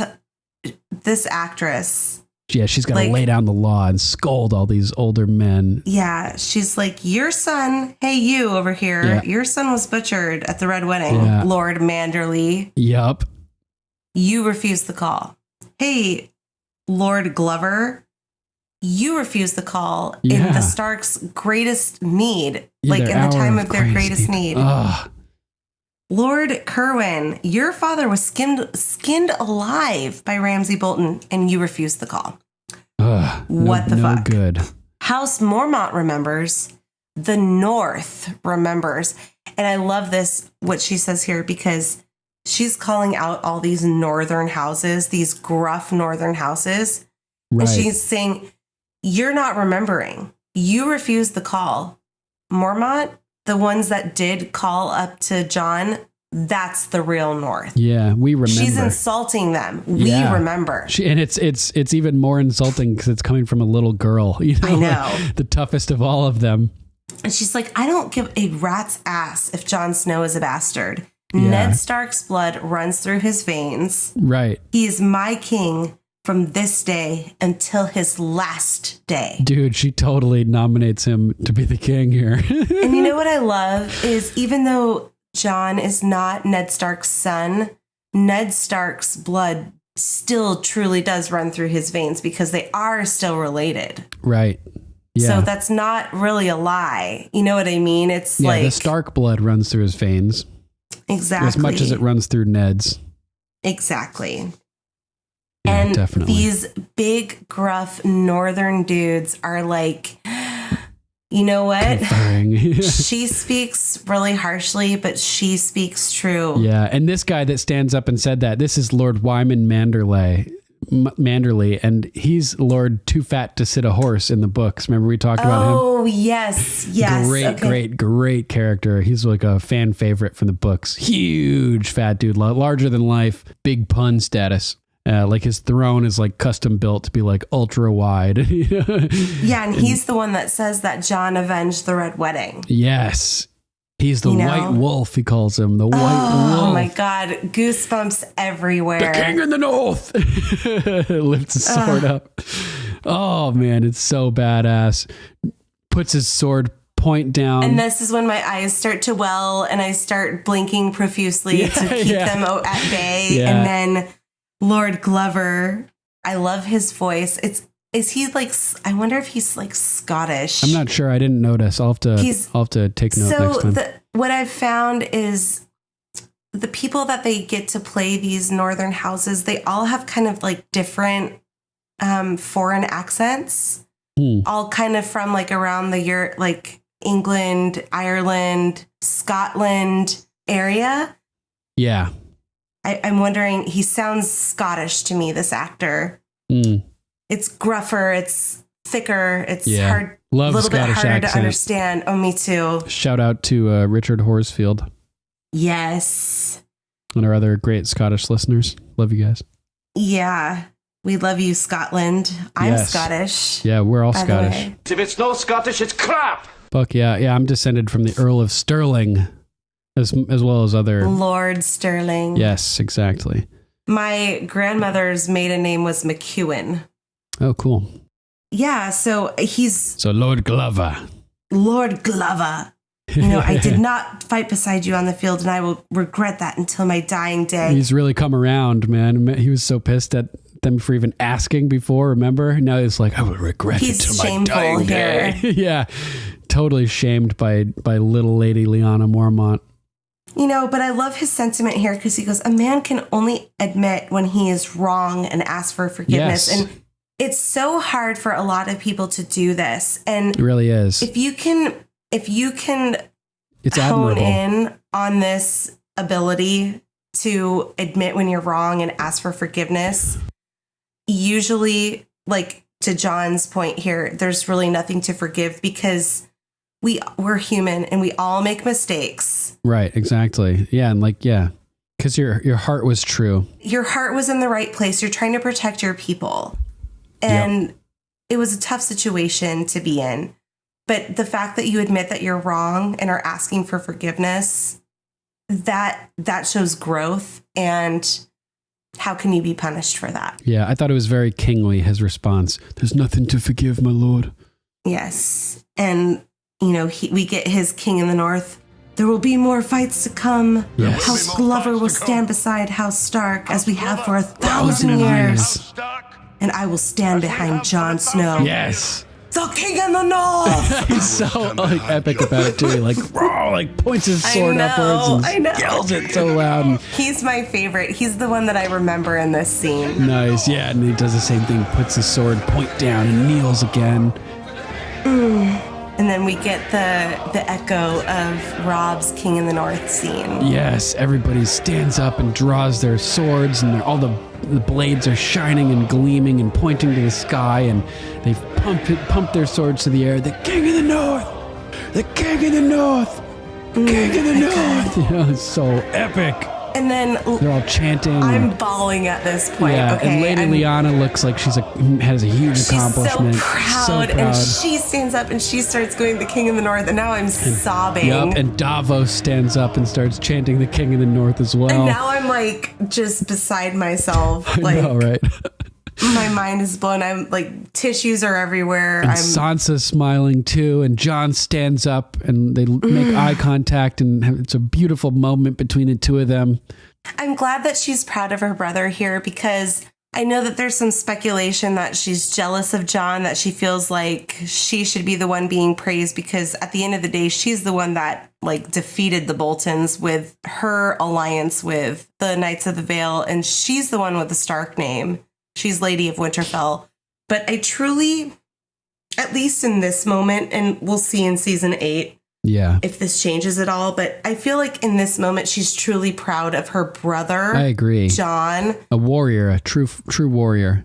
He earned it. He deserves it. And he is a Stark. And she admitted that to him. I don't think she would have said that to him if she didn't feel it in her heart. Yeah, I agree.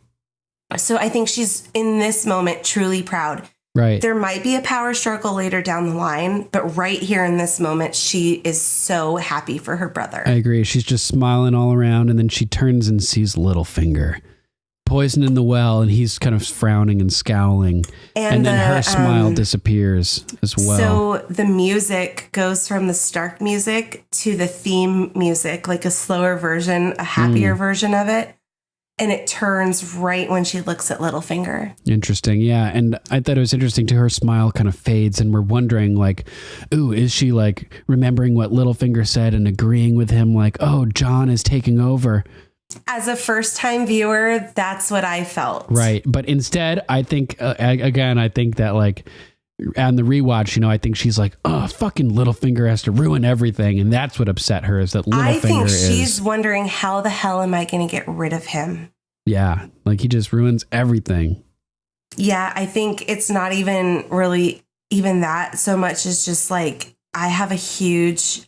this is a huge problem. He's here. I know what he wants. Yeah. I know that he dislikes Jon because he wants me to sit in the seat as Lady of Winterfell. He wants to marry me. He wants me to marry him so he can sit the Iron Throne and control the North with me, through my name. Yep, exactly. And it's I think her thought process shifts from being proud of her brother to I still have to deal with an enemy. Yep, probably. there's still an enemy within us. Makes sense. Beautiful. Anything else you want to add about this scene? It's one of my favorites. Yeah, me too. It's so gratifying after so long and after Jon's just lifelong struggle. His whole arc. Yeah, it's just so well deserved. And for people to set the fact that he's a Snow aside makes such a massive, it's like unbelievable when you think about it like that they're willingly electing a Snow as being higher than them. The king in the north. Born. Yeah. Above a true-born Stark sitting right next to him. Yeah, exactly. Above all of their true-born they're all true-born, and they're elevating a Snow to be in a position above all of their true-born houses and lords. Because he's, like, to your point, he's proved it. He's earned it. And that's what's so poetic is he's the rightful heir to the Iron Throne, but he's born and believes he's a bastard, and still, like, he manages to overcome everything and earn this position of power and have the kingship be handed to him after earning it and being named king. And it's like, it's just so amazing. It's so poetic because he's born a king, but he really like becomes a king. And then when he finds out next season that he is the heir to the throne, it's just like, it's got to be wild. You know what I mean? Like, it's going to be a giant mind fuck for him. It's just so cool. Like, just really amazing storytelling. Oh my goodness. So we have 2 more epic moments, which are each a little bit short. Yeah. Thankfully. Yeah. You can tell we love this episode because, we've only been talking about it for like 4 hours. 4 hours. Yeah. Jeez. So we cut over to the outskirts of King's Landing, and Jaime and Bronn approach and see a billow of smoke. Jaime is like, what the fucking fuck? And he just kicks his horse and he's like, come on, let's go. We gotta, like, I think at first thought he thinks Cersei's dead because the Sept of Baelor is where her trial was going to be. Maybe. So I think in his mind, he has no idea what's transpired. And all he sees is the Sept of Baelor blown up. And he knew that. Also in his mind, though, he would have known that there may have been caches of wildfire under the Sept of Baelor. So he could be like, oh my God, it could have triggered like Mad King memories, and immediately, like, it's one of his greatest worries he's watching play out in front of him. Innocence dying. Yeah. Something he sacrificed his honor to prevent. So then we cut to the throne room, and the music. Damn. Oh my God. I can't talk enough about the music in this episode. It's a combination of the theme and Reigns of Castamere. Oh man. It melds. Ramin Djawadi is just like next level. Light of the Seven and Reigns of Castamere. It's a mashup. And I've said this, I know we've talked about this even in this episode. The Phantom of the Opera, Andrew Lloyd Webber is a genius in this aspect as well. They take 2, or in Andrew Lloyd Webber's case, he takes 4 songs and mashes them up together. Nice. That's great. Love that type of stuff.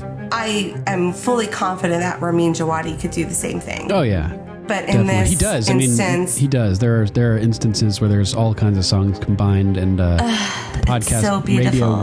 podcast Winterfell used to break it down in their Clef Notes segment. Clef Notes, yes, I used to listen to that. So good, right? Oh, it was amazing. What he does here with Reigns of Castamere and the main theme song is so seamless. And sometimes it plays together, and sometimes we're hearing Reigns and then it switches to the theme. Damn. And then back to Reigns, and then all of a sudden it's incredible. Truly incredible. And man, the throne room looks so terrifying now with the black pillars and like this whole remodeling that Cersei's done. Looks so cool. The doors open and Cersei looks terrifying. Exactly. Totally terrifying. Her dress, as terrifying as she reminds me of like the bad witch in Snow White. Oh, interesting. Like mirror on the wall. Right. That's so funny. I just got that like evil witch vibe from her. And we get this aerial shot looking down, and it's like a black wedding dress. the way there's like a train. She has like these metal sleeves. She has this tiara. Oh, she looks like a force to be reckoned with. And she is. Yeah, she doesn't have the tiara yet. She walks up and... Oh, that's true. That's right. In the Iron Throne, or stands in front of the Iron Throne, and everybody's gathered around, and Qyburn stands next to her, holding the crown, the tiara, and Qyburn is waiting for her by the throne. And is he wearing the golden pin of the Hand of the King? Yes, he has it on. He has the hand on at this point. Nice. That's so wild. So she's named in the hand before she was even technically it's coordinated. It's really hard to see. Like, you have to look for it. It's on. So if you're facing him, it's on his left shoulder. As you're facing him, it's placed on his right shoulder, though. If you're like were him watching. Oh, if you are him, okay. Oh yeah, he does have the pin on. Like, there's one shot right here where it's looking over her shoulder, and it's huge on his right shoulder. Perfect. Yep. Oh, so he's wearing it. Damn, that's so wild. So yeah, damn. All right. Fuck. Good catch. Good call. This is why I love this show. I have watched this series more than I care to admit. Like, we're talking like 50s and maybe more. 50 times. Really? And like, I still find shit out like this. Right. I love it. Yeah, it's so nuts. It makes me want to watch the episode again. Yeah. Which I'm sure I will at some point in the next few days. Maybe tonight. I know. Who This knows? is such a good episode. Oh man. So yeah, she stands there and he tells her, he pronounces, "I now proclaim Cersei of the House Lannister, first of her name, Queen of the Andals and the First Men, Protector of the Seven Kingdoms." And he places the crown down on top of Cersei's head. Notice how he didn't say Protector of the Realm. Ah, interesting. Yeah. So yeah, pretty crazy. It's just interesting. Our first coronated queen of Westeros. Mm-hmm. It's amazing. Yeah, totally. Long may she reign. Long may she reign. And everybody repeats and it pans out slowly. And she looks very reptilian in this shot to me. I think I said it last time we covered this episode as well. And masculine. Yeah, it's so creepy. She's terrifying. The blank, like, emotionless look on her face, and she glances over at Jaime. I was going to say it keeps panning over to Jaime, and he looks terrified. Yeah, he's like, oh my God, like, what the hell is happening? He's processing everything that's happened. He's realizing Septa Baelor's blown up. Tommen's gone. She's the queen, so Tommen's dead. And it's a very scary thought for Cersei to not have her children, and she's just been made queen. Yeah, she's going to be insane and like in control. God damn. Damn. So fucked up. And then cue the best scene. The end of the Myronese knot. And the music. And Theon and Yara are standing on their ship and they're looking out to the sea. And a dragon banner. Yeah, ship with a dragon ram on its front. Oh yeah, it's a ram. That's right. But she has the dragon sails too. Oh yeah, totally. And we see hundreds and hundreds of ships as far as the eye can see. And Drogon and Viserion and Rhaegal are all flying above, and we get this awesome shot of Drogon skimming the water with his wings. Yeah, it's so cool. He dips down and flaps his wings, and they tap the edge of the water a couple right of times, tips. and we see the ripples as we actually get the ripples again in the loot train battle when he flies over the lake. Oh. The speed at which he's flying is creating ripples in the water. Right, the air is refracting downwards and creating, like, it's hitting the water. Like, yeah. And that level of detail is what just makes them look so real. Yeah, and I'm thinking, like, what are they just going to fly the whole journey over to Westeros, never landing? I thought that too. I have that in my notes. I'm like, do they ever rest? Maybe. Well, and then I was thinking, if they're like fire made flesh, maybe they just have like constant permanent energy and they never like really need to rest. I mean, Drogon does rest after he's injured very badly, but yeah, I don't know. It's like Superman powered by the sun. They just keep going and going. And maybe and going. they float like birds. Who knows? Hollow bones. Yeah. Oh man. Oh, and so we get, Grey Worm with his Dothraki, or not with the Dothraki, with the Unsullied. We get some images of the Dothraki with their horses with the dragons flying overhead. Yes. And then cue teleportation device, and Planetos. There's Dany Varys. with Varys and Tyrion. How did he get to Marine so fast from Dorne? I know. Well, things aren't happening necessarily in sequence. I know, but it's so funny. It's like at the middle of the episode, he's in Dorne, and then at the end of the already episode, back in Marine, and on the way back to Westeros again. Classic. Yeah, totally. I like that type of thing. And Dany is finally going home. Yes, amazing. After all this time, Dany and Tyrion look at each other, and Varys is lurking in the background behind Dany, looking he's like fixed with purpose and conviction as well. And I know Sir Patrick is like, oh, I don't trust him. He's going to betray Dany. See what happens. He may, because I think that may be how he dies.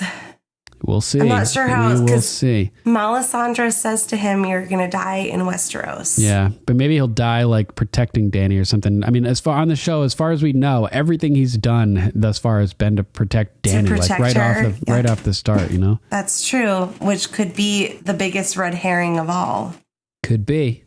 We'll see. Yep. Get your tinfoil out, Sir Patrick. Yeah. And.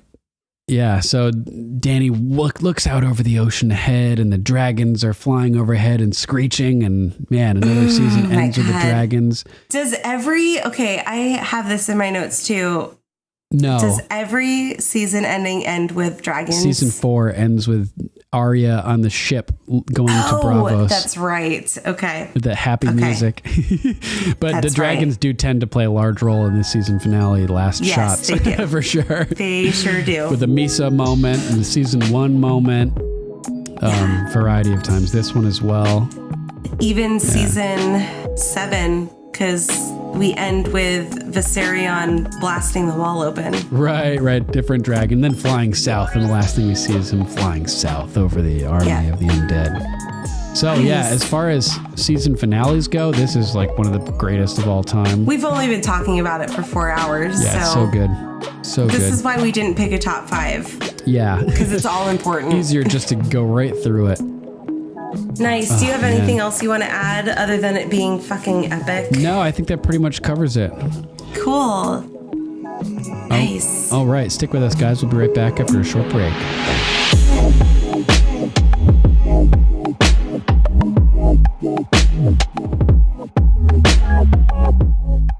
And we're back with a little banter about Game of Thrones news. Dave sent me an article today. We used to watch this show called Penny Dreadful. Yes. Really great show. If you haven't checked it out, I highly recommend it. Damian Vargas sent us this link as well, I believe. Yeah. And Natalie Dormer, I think they're going to revive the show, and I think Natalie Dormer is going to play the lead role. Yeah, that's pretty cool to hear. I've never seen Penny Dreadful, but, I'm down to check out anything with Natalie Dormer. She's pretty awesome. I highly recommend Penny Dreadful. It's pretty morbid and really intense. Hey, it sounds like something Game of Thrones fans would like. Yeah, it's even kind of in a weird way, like more like darker. Whoa. It just has like a different vibe. Nice. There's so much political stuff that goes on with Game of Thrones that you kind of get like a spatial, like it gets spaced out a little bit, like the intense scenes. Right. A little bit. I mean, most every episode is amazing, but it's not like constant action. Yeah, Penny Dreadful, the main character is essentially like possessed by a demon. So that's what Natalie Dormer would be?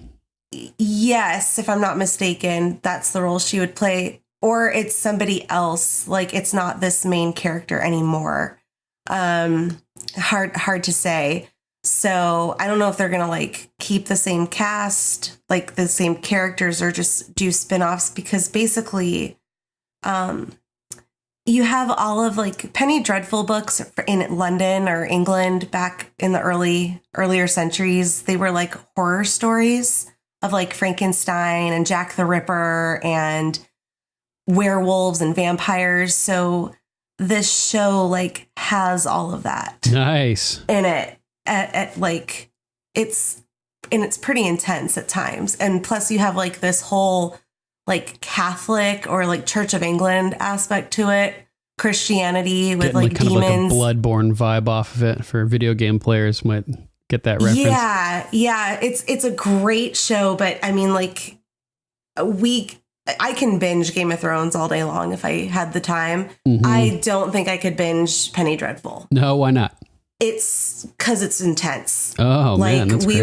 We would like an episode would stop and we would just be like, I can't watch another one. I don't think I've ever we'll had watch that happen another to one me. tomorrow, you know, but like I have to process what just happened. Chill for a few minutes and Yeah. So I highly recommend seeing the original. And then, you know, whenever this does come out, I'll be curious to see the tone it takes. Nice. If it's going to be like a total remake or a spinoff type thing. Killer. Yeah. We'll skip Game of Thrones in history this episode since the length is already getting up there, but we'll come back to it next time. Did you hear that? Ravens! Yeah.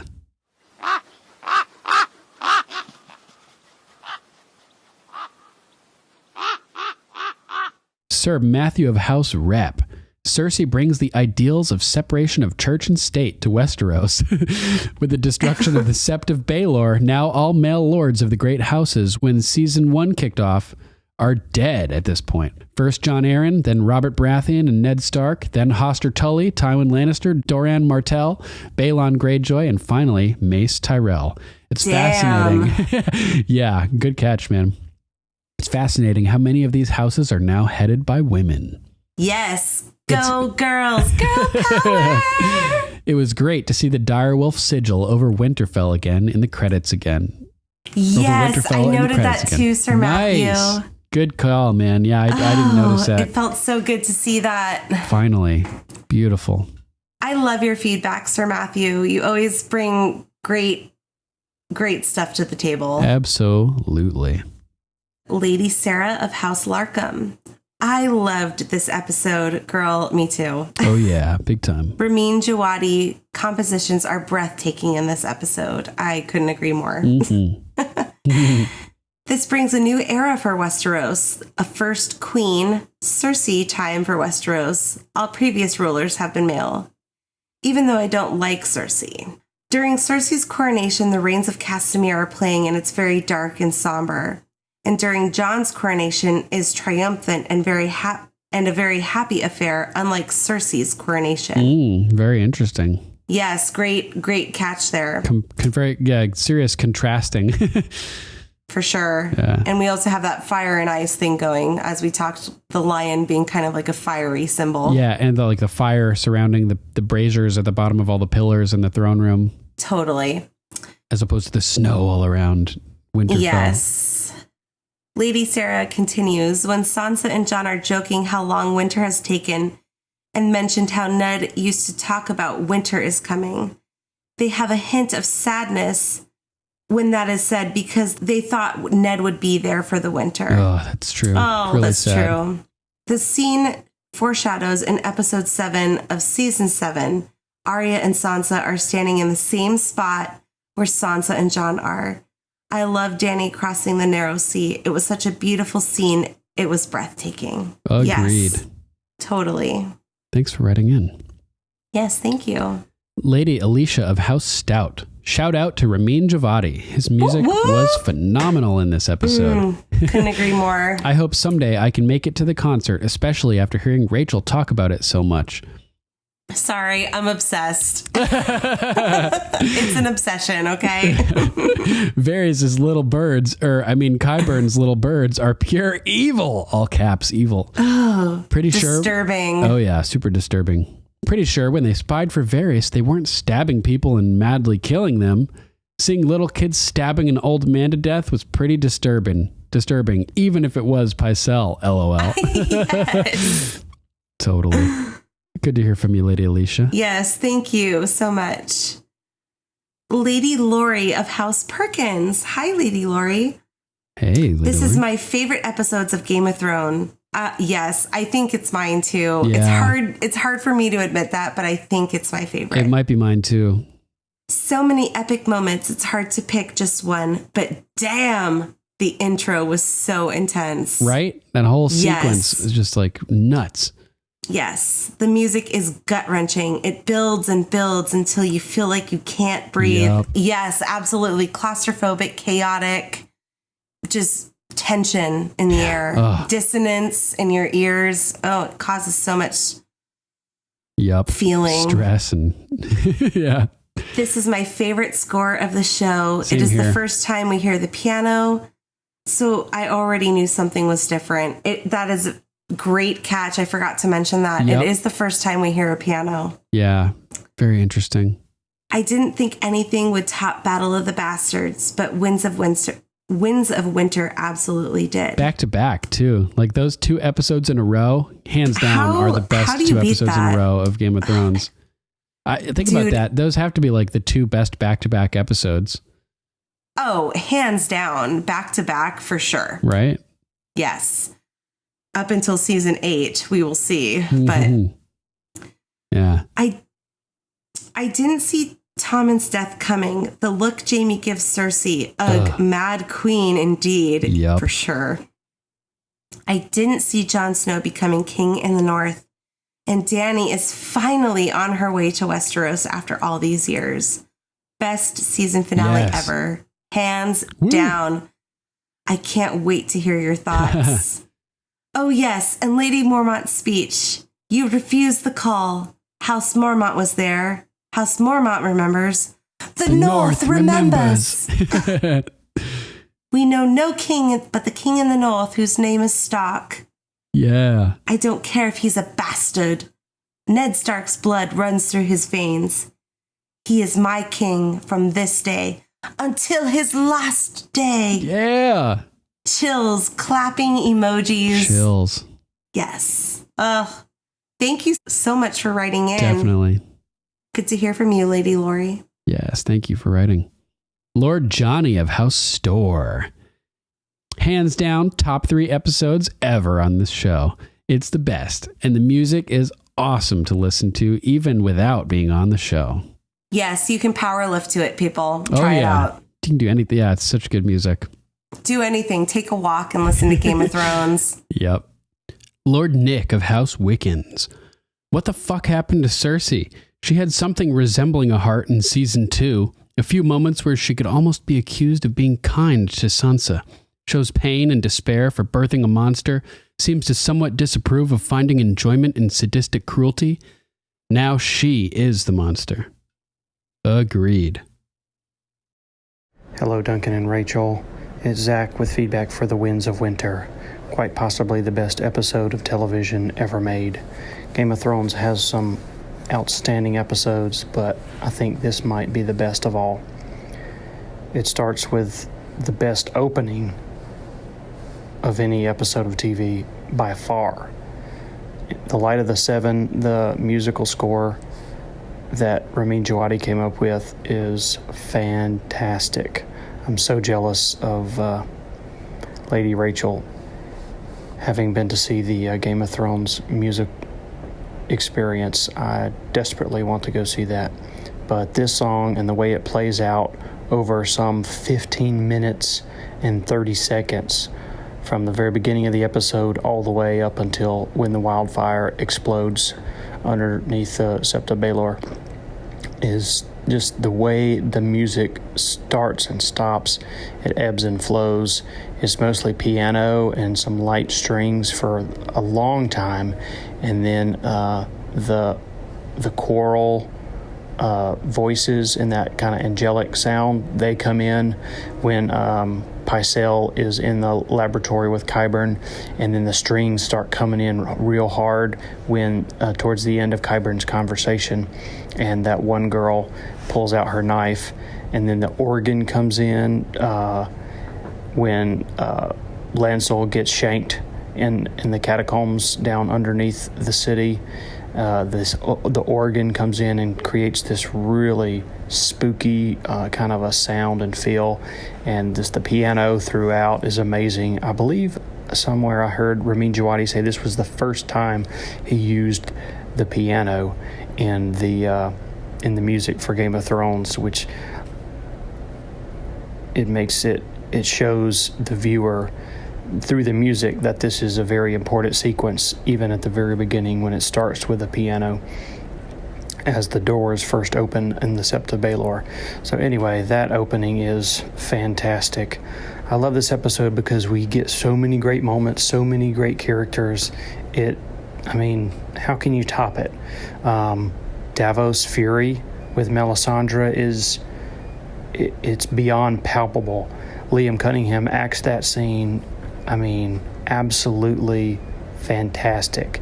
He is, to me, he's one of the more underrated actors in this series, I think. Nikolai Coster-Waldau and Peter Dinklage, get lots of credit, and they deserve it too, but Liam Cunningham is fantastic throughout this series, and this scene, I think, is his best, because his anger about what happened with Princess Shireen is just so visceral. The scene in Dorne with Lady Olenna and the Sand Snakes is just hilarious because, of course, Lady Olenna puts the Sand Snakes in their place, and but the end of that conversation comes straight out of the books. In A Feast for Crows, the chapter about Arianne Martell, the princess in the tower, the dialogue here is different characters saying the dialogue, but it is exactly out of the books, and I love it because George R.R. Martin wrote it so perfectly.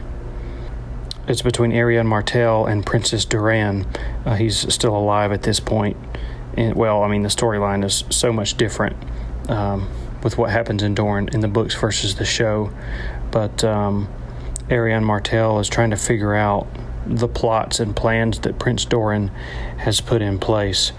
And she has learned about a voyage that her brother went on, Quentin Martell, but neither of those characters are in the show. And Prince Doran tells her that Quentin has gone to bring us back our heart's desire. And Arianne says, "What is our heart's desire?" And Doran Martell says, quote, "Vengeance." His voice was soft, as if he were afraid that someone might be listening. Nice. "Justice." Prince Doran pressed the onyx dragon into her palm with his swollen, gouty fingers and whispered, "Fire and blood." So that dialogue came straight out of the books. That was between when Varys came in at the end there, and between Ilaria Sand and Lady Olenna. Just really love that dialogue so much. It's really fantastic. The scene between Sansa and Jon on the battlements of Winterfell is just really struck me, on an emotional level for the first time. Rewatching it this time around, it's just what Jon's message about how they need to trust each other and work together is definitely going to be important, especially in this final season. Arya's revenge is maybe one of the best single scenes of the entire series. I love Arya's storyline. She's probably my favorite character, right there with Dany. And for her to finally get revenge on Walder Frey is just, so sweet. Littlefinger's picture of him and Sansa on the Iron Throne together that's it. He put all his cards on the table. He told Sansa everything and made himself, somewhat vulnerable to Sansa. And we, of course, know in season 7 what she does with that. But Sansa is continually learning from Littlefinger about how to play the game. So I was very surprised when I first watched this that Littlefinger laid it all out there so vulnerably the way he did in this scene. And of course, Jon's ascension, quote unquote, to the throne of the North was just a fantastic scene. Of course, we learn the truth about Rhaegar and Lyanna, or Jon's parents, before that. And little Lady Lyanna Mormont is so awesome in every scene she does, but this scene, she just completely just bitches those fools out. She calls them out, Manderley, Glover, she calls all those fools out, and just completely owns them. And then she just lays it down. She says, it don't matter that he's a bastard. He's got Ned Stark's blood, so he's king in the North. And that was just such a powerful scene. And then, of course, Dany sails west with her. That fleet is just enormous. The amount of ships and men that she's moving to Westeros is, hey, she's a conqueror. So she's gotta bring the men and equipment and supplies to conquer. So they need that fleet to do it. So just the dragons at the very end, the fleet is, I mean, how can we top that episode? We'll see what season 8 has in store, but I can't wait. Thanks again for the great podcast. Keep it up, and talk to you next time.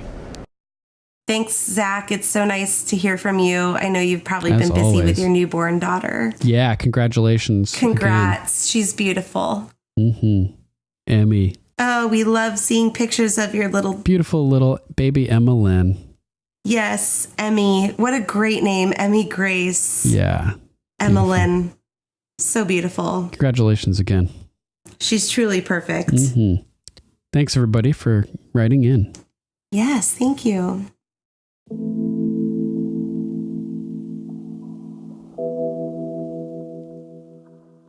All right, that's our show, episode 102. Thank you all for listening so much.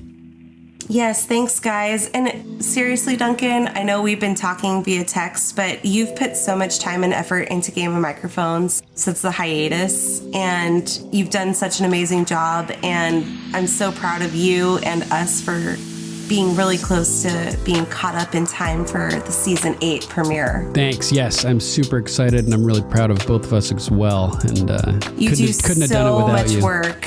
No, seriously, my part is minimal compared to what you do behind the scenes. So well, it makes all the difference having a reliable co-host. So awesome. Thank you. I love being a co-host, and your work it's not done in vain for sure. Thanks. It's awesome. And a huge thanks also to John Bailey, the epic voice guy from the Emmy-nominated Honest Trailers, for announcing our show. If you'd like to donate or subscribe to support us, you can go to paypal.me/GOMPodcast or patreon.com/GOMPodcast to donate an amount of your choosing.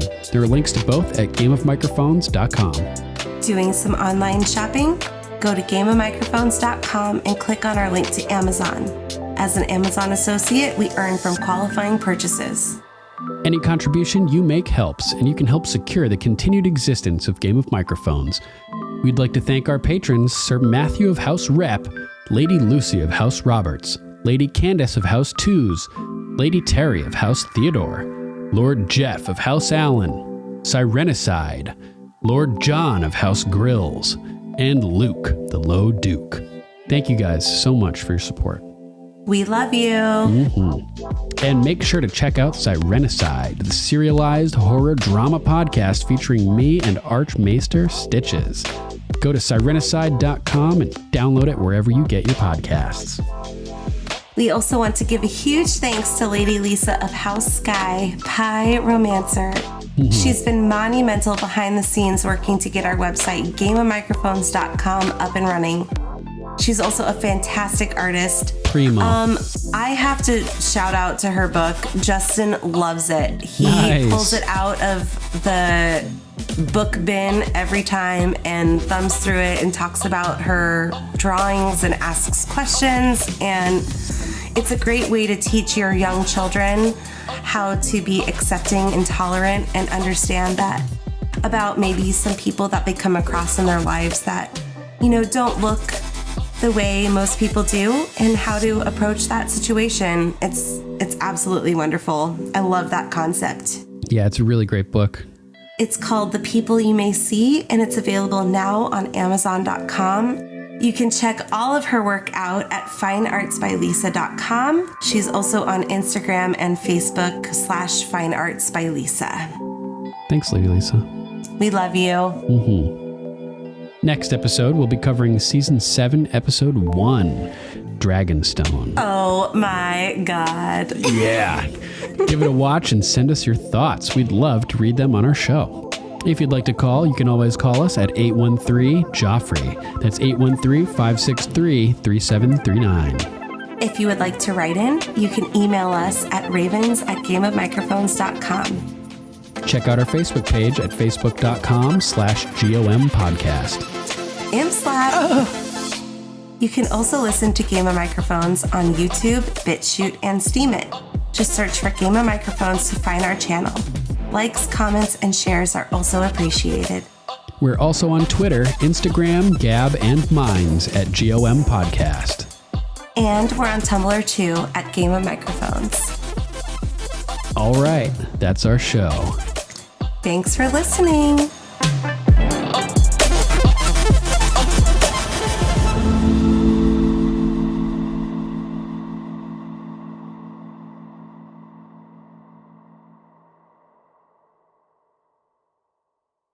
I want to be brave. Shh, you are. I'm not. I don't want to die. You're not going to die. Get us some water. No water. Is there a maester? Please, listen to me, Ned. Promise me, Ned. Promise me.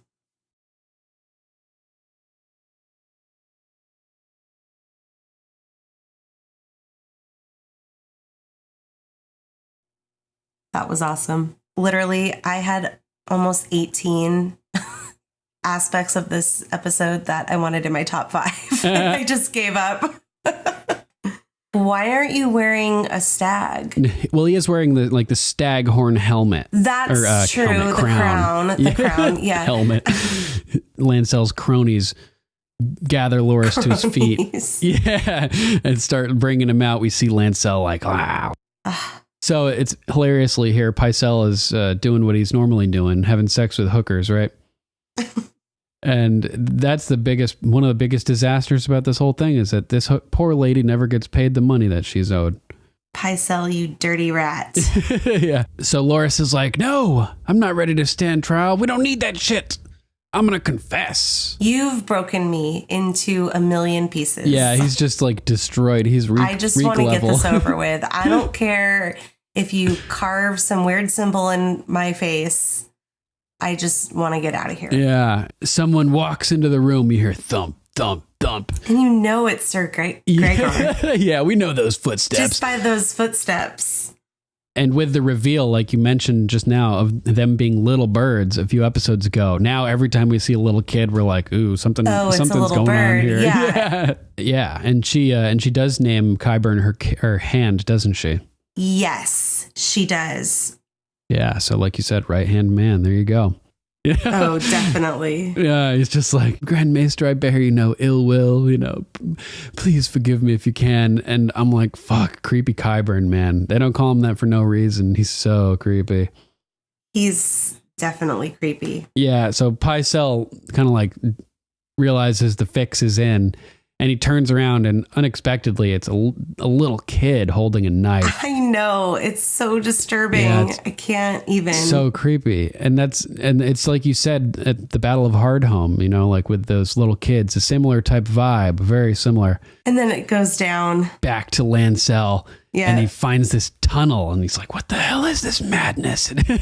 Madness is having another day in King's Landing. And gets on his knees and starts crawling. And I'm like, oh my God, this is like Alice in Wonderland going down the rabbit hole. You know what I mean? It's so intense watching him crawl. It's like a part of me is like, go, go, go. Like, yeah, and a part of me is like, yeah, totally. Oh my God, this is going to happen. And we have the reveal of the wildfire. And this glowing goo. Yes. And it's like Ninja Turtles movies. Yes. Totally. Yes. Right. It kind of reminded me there was have rigged bombs that they have in movies where like they use a cigarette as the fuse or something like that. And it gives the bomber just enough time to escape. It's so cool. I hope that little boy escaped, even though. He did for sure. Even though he's a scumbag. He had enough time. Yeah. Why can't, if you guys want to stay, if the 7, septins, whatever one it is. If the septins want to stay and finish the trial, go for it. Like, let the common people out. Oh my God, that explosion is so amazing. How do they do that? That is super detailed. Too much information. Yeah, TMI, Cersei. And she's like, I said my face would be the last thing you saw before you died. Do you remember? And Septa Unella's like, good. Yeah, good.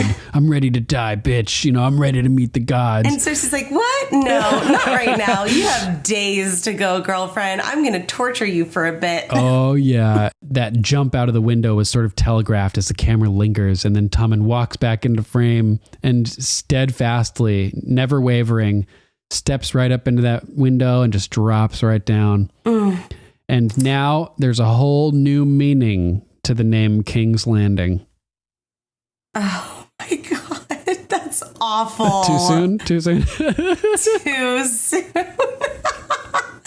That's so horribly awful. It's hilarious. Come on, you gotta admit it. It's hilarious. It's bad. It's bad. Poor Tommen.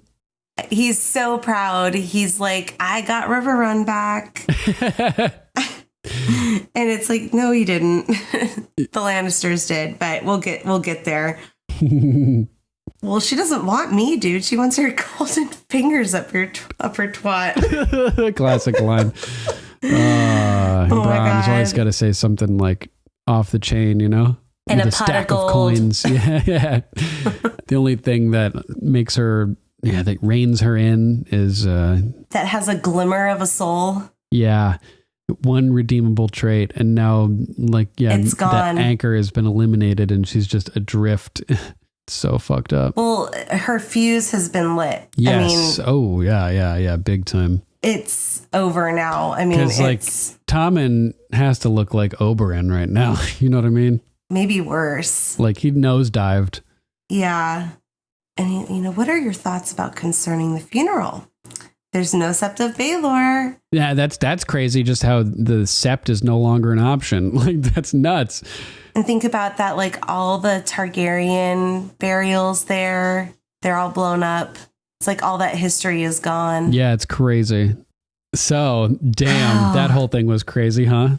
Yeah. Again, kind of like Battle of the Bastards. When I think of the season 6 finale, I always think of the Sept of Baelor blowing up.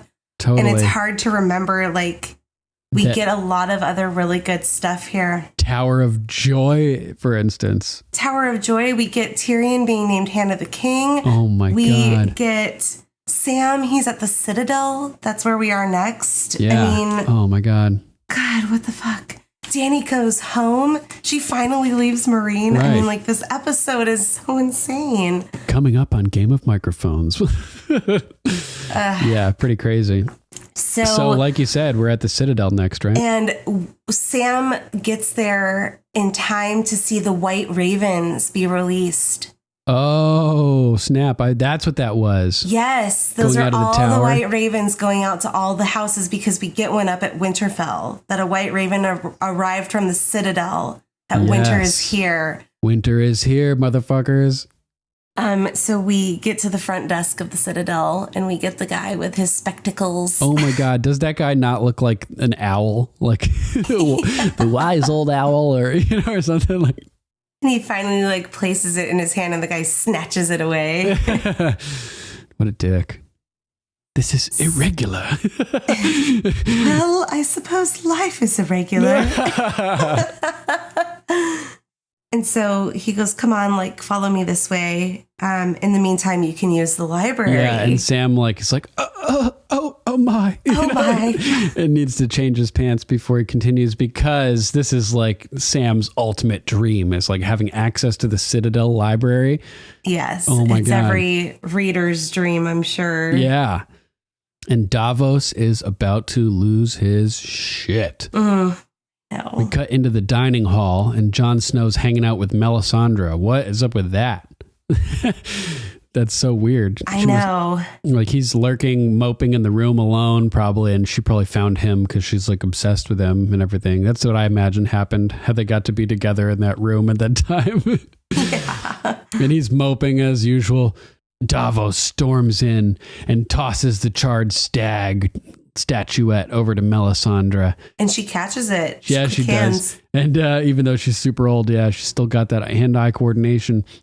The Lord of Light powers her eyeballs too. And so so Jon Snow, as usual, knows nothing. And he's like, what is that? Typical Jon Snow scene here. We get him moping and knowing nothing. Classic. So Jon's like, ride south. Like, if you ever come back, you're fucked, basically, right? We'll hang you as a murderer. And Barbara, is that your name? Yeah. Lady Olenna is not putting up with any bullshit. She doesn't want to hear anything from these dumb little Dornish girls. And solid logic, Olenna. These bitches are cray, basically. Cray. So this is when Olenna smacks down these hoes verbally, each one of them. I love this, though, because she's like, there's finally peace in Marine, and we need you to stay back to make sure that stays. And he's like, no. No, like, you could leave some Unsullied behind, perhaps? Yeah, it's like, fuck Marine, fuck the people. I don't care about them, I care about you. Bring me with you, let me fight for you. Oh, and it's a good point, because he's such a great fighter. He'd be such an asset. I know, he could be like her Kingsguard. Her dirty Kingsguard. Dirty Kingsguard. Her dirty secret. It's hilarious. Not so secret. Sort of paralleling Queen Cersei with her dirty Kingsguard, Jaime. Although he's not a Kingsguard anymore, so yeah. It's true. She goes, someone has to guard the Bay of Dragons. Yes! The Bay of Dragons. Yes, the Bay of Dragons. Yes. We can't call it Slaver's Bay anymore, can we? Good call. Epic. No cannot. When Dany arrived, it was Slaver's Bay. When she left, it was the Bay of Dragons. Love it. Tyrion's trying to get her a little excited. He's like, well, this is, and it's more meta commentary. You know, he's like, how about the fact that this is actually happening, that we're getting out of Marine. We're doing it. We're right? getting out of Marine after 100 seasons. And that's for everybody. Yeah, like you. Like, the Myronese knot is finally untied. We're getting back to Westeros. Pod figured out the riddle. Yes. The gate is open. The gate is open. So yeah, that's pretty exciting. Heading back to Westeros. Damn. Yes. He's like, you got your armies. You're in the great game now. Yes, the great game. And the great game is terrifying. Yes. You're not one of mine, are you? It's like, ew. Yeah, because he's having like sexual thoughts about her. No, my lord. Didn't think so. Too pretty. You're too pretty. Whack. Ew. Spanks her on the butt. Oh, man. He loves doing that, right? Classic tasteless Walder Frey line coming up here. Well, what are they doing? They're just too busy trimming their cunt hairs. Yeah. Oh, my God. He's so gross. Here, my lord. Yeah. He peels back the top of that pie. And we see that fingernail. So gross. They weren't easy to carve, especially Black Walder. Pretty cool. So yeah, that wraps up the twins. Walder Frey. Yeah, and Walder Frey. Peace out. No one's going to miss you. Yeah. Nice to know you. Not. Oh, and so he goes into his worrying state, and we're back at the Tower of Joy. Oh my God. Damn, the Tower of Joy. Promise me. And Ned is just like looking at, he's like, what the fuck? He's so shocked. His name is Aegon Targaryen. And that hits Jon with like, I mean, they had just been killing Targaryens basically, and now his family members are Targaryens. My God.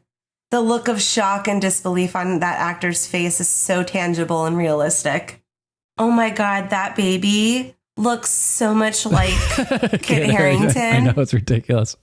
It's crazy. I don't know if they did any type of like rendering to make them look more similar, but my goodness. I know, it's pretty ridiculous, right? We know that his mom is Lyanna for sure. And R plus L equals J is basically confirmed. Oh, man. Do you know what I mean? And oh my God, the speculation leading up to this moment, like you could, you know, that they say you could cut the tension with a knife. Like you could cut the speculation with a knife, you know, like I seriously had tears in my eyes. Yeah. This is the central mystery of A Song of Ice and Fire, is like everything is revolving around Lyanna and Jon. And the reveal is just like, I'm sure that book readers all over the planet were just like beside themselves.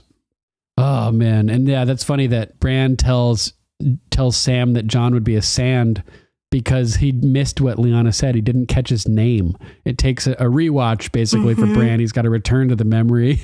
And finally he picks up the name. His name is Aegon Targaryen. Even Bran has to do rewatches to figure out this story. Yeah, even Bran needs rewatches to fully pick up on all the plot lines and everything. That's great. And I love that he's looking more and more like Ned with his hair pulled back. Hair. Oh, yeah, love it. A gristled melon. Yes. Yes. He's the White Wolf, he calls him. The White Wolf. Oh my God. Goosebumps everywhere. The King in the North. Lifts his sword up. Oh man, it's so badass. And I will stand behind Jon Snow. Yes. The King in the North. He's so like epic about it too. He like points his sword upwards and yells it so loud. And he's my favorite. He's the one that I remember in this scene. Yeah, and I'm thinking, like, what are they just going to fly the whole journey over to Westeros, never landing? I thought that too. I have that in my notes. I'm like, do they ever rest? Maybe. Well, and then I was thinking, if they're like fire made flesh, maybe they just have like constant permanent energy, and they never like really need to rest. I mean, Drogon does rest after he's injured very badly, but yeah, I don't know. It's like Superman powered by the sun. They just keep going and going. And maybe and going. they float like birds. Who knows? Hollow bones. Yeah. Oh, man.